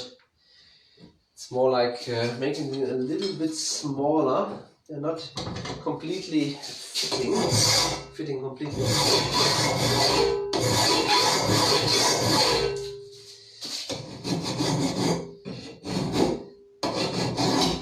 But Anders, thank you for the compliment. As we both know, most Scandinavians speak very, very good English.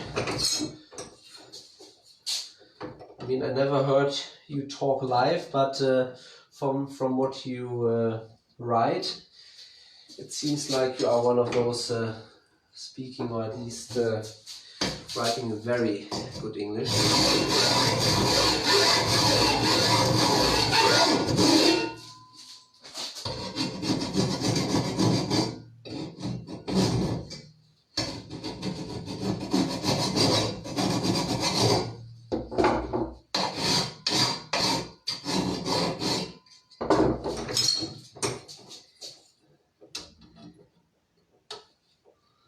So, nearly fitting.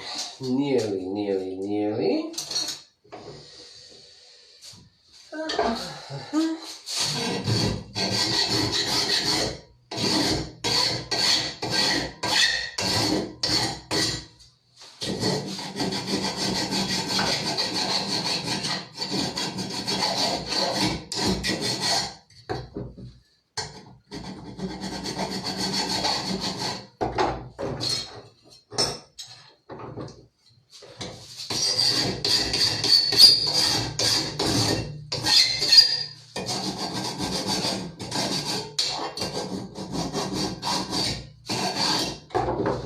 So, edges should fit soon.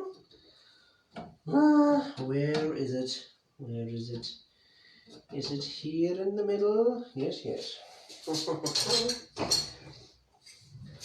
You see, I do not want to take too much material away from the sides.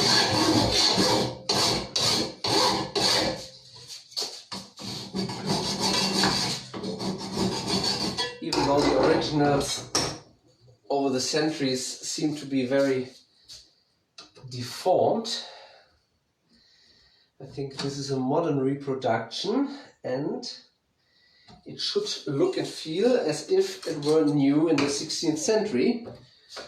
So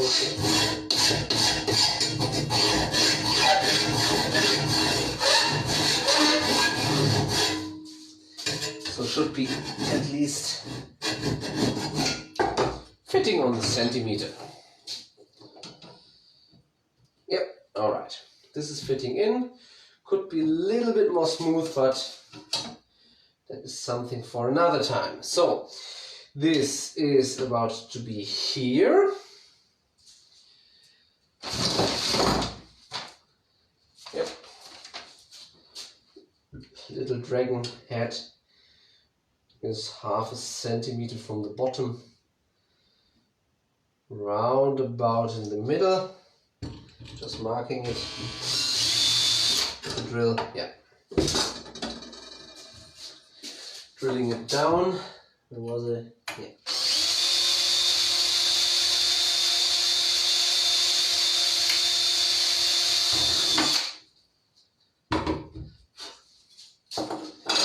So, oops, where? I thought I had a small box with nails. I mean, I know I got a small box with nails.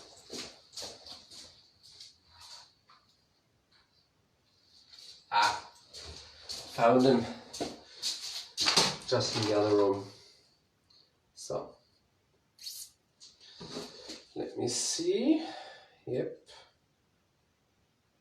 That's round about the size. And I'm enlarging the hole a little bit to make it fit for the rivet. It's not exactly a rivet, just a nail, but yeah.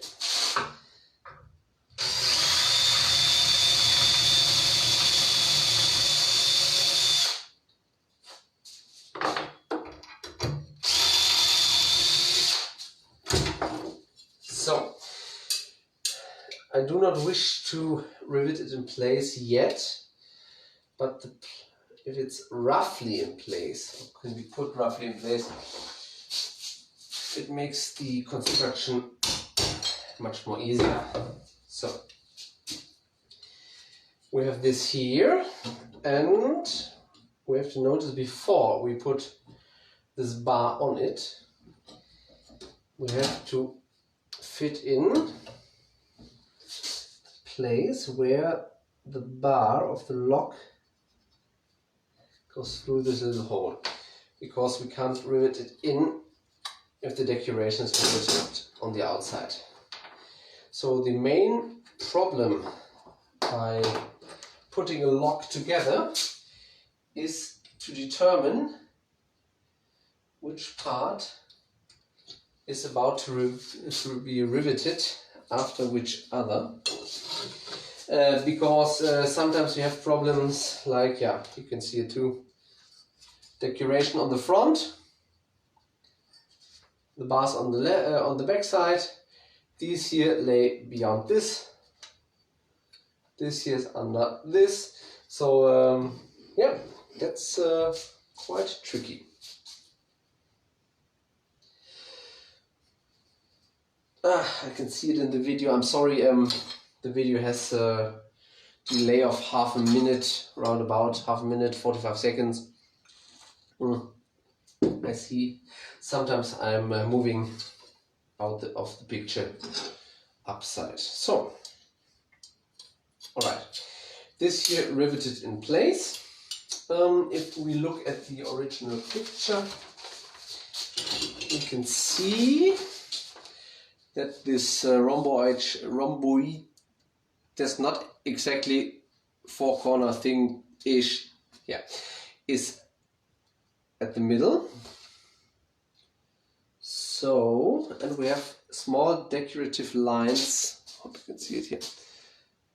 Here, here, here and here. And so I'm about to mark the middle of this here. So where's my yardstick?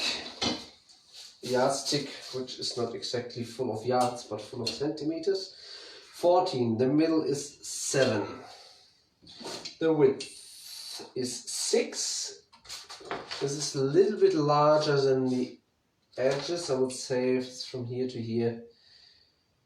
It's not exactly 7, it's 6.8. Yeah.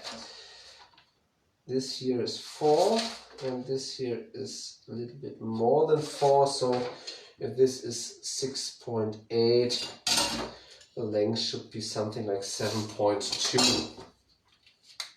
Roundabout. Not exactly. So we're using a thinner sheet of metal. Cut this out. This is 1.5 millimeter. So 6.8 in the width. Does it fit here? No. 6.8 and 7.2 roundabout. 7.2. Okay. Yeah. I would say we do this otherwise. Flatten this here. Yeah. Little bit more basic style. So 7.5 to this direction. 7.5, 7.5, and what do we have here? 7.5 and 7.5. Gonna cut it out roughly and shape it afterwards. Makes it more easy for me. So the shears, I was thinking it over. It must be shears because if you remember the famous Beverly shears, these large cutting devices for big pieces of sheet metal. Well, they're called Beverly shears, not Beverly scissors or Beverly tongs or Beverly nippers or whatever. So this is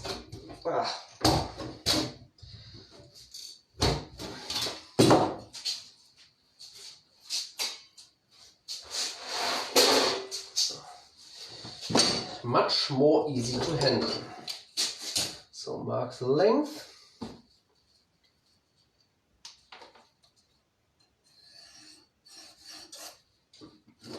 Ouch.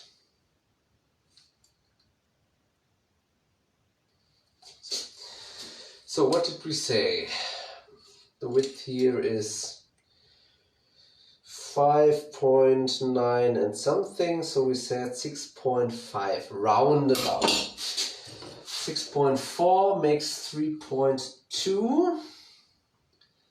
3.2 is here, and 6.4 is here.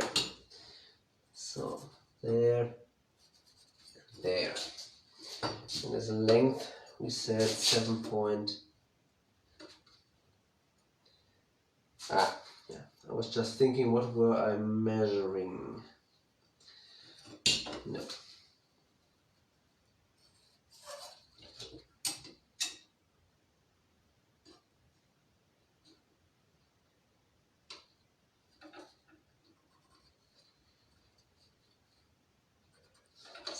Something like this, yeah.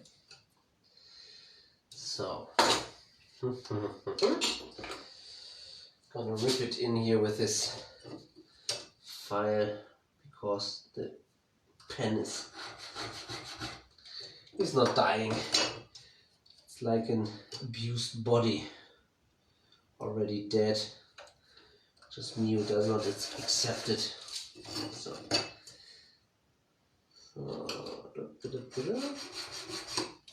Yep. And yep. Alright, that's very easy. So, considering the form, it's nearly the same as the already existing corners. Might be a little bit smaller, but not a lot. Yep. Would like to wait a second.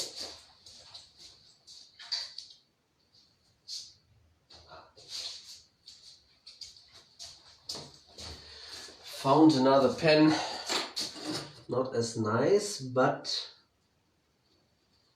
oh, it also died here. All right, story of success, containing the word suck.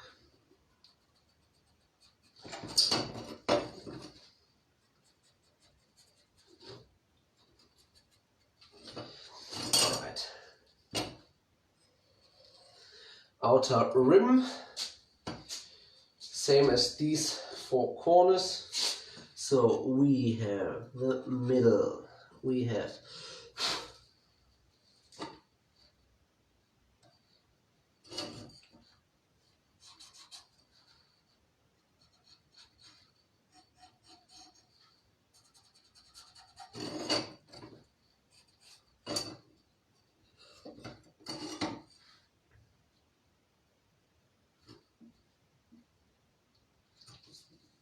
so this is the base. We're gonna cut off this here. So I'm sorry for murmuring for talking too silent. So oops, I'm just cutting off the square, making it a little bit more broad at the bottom, so we can fit the rest of the decoration to it. And I think this is about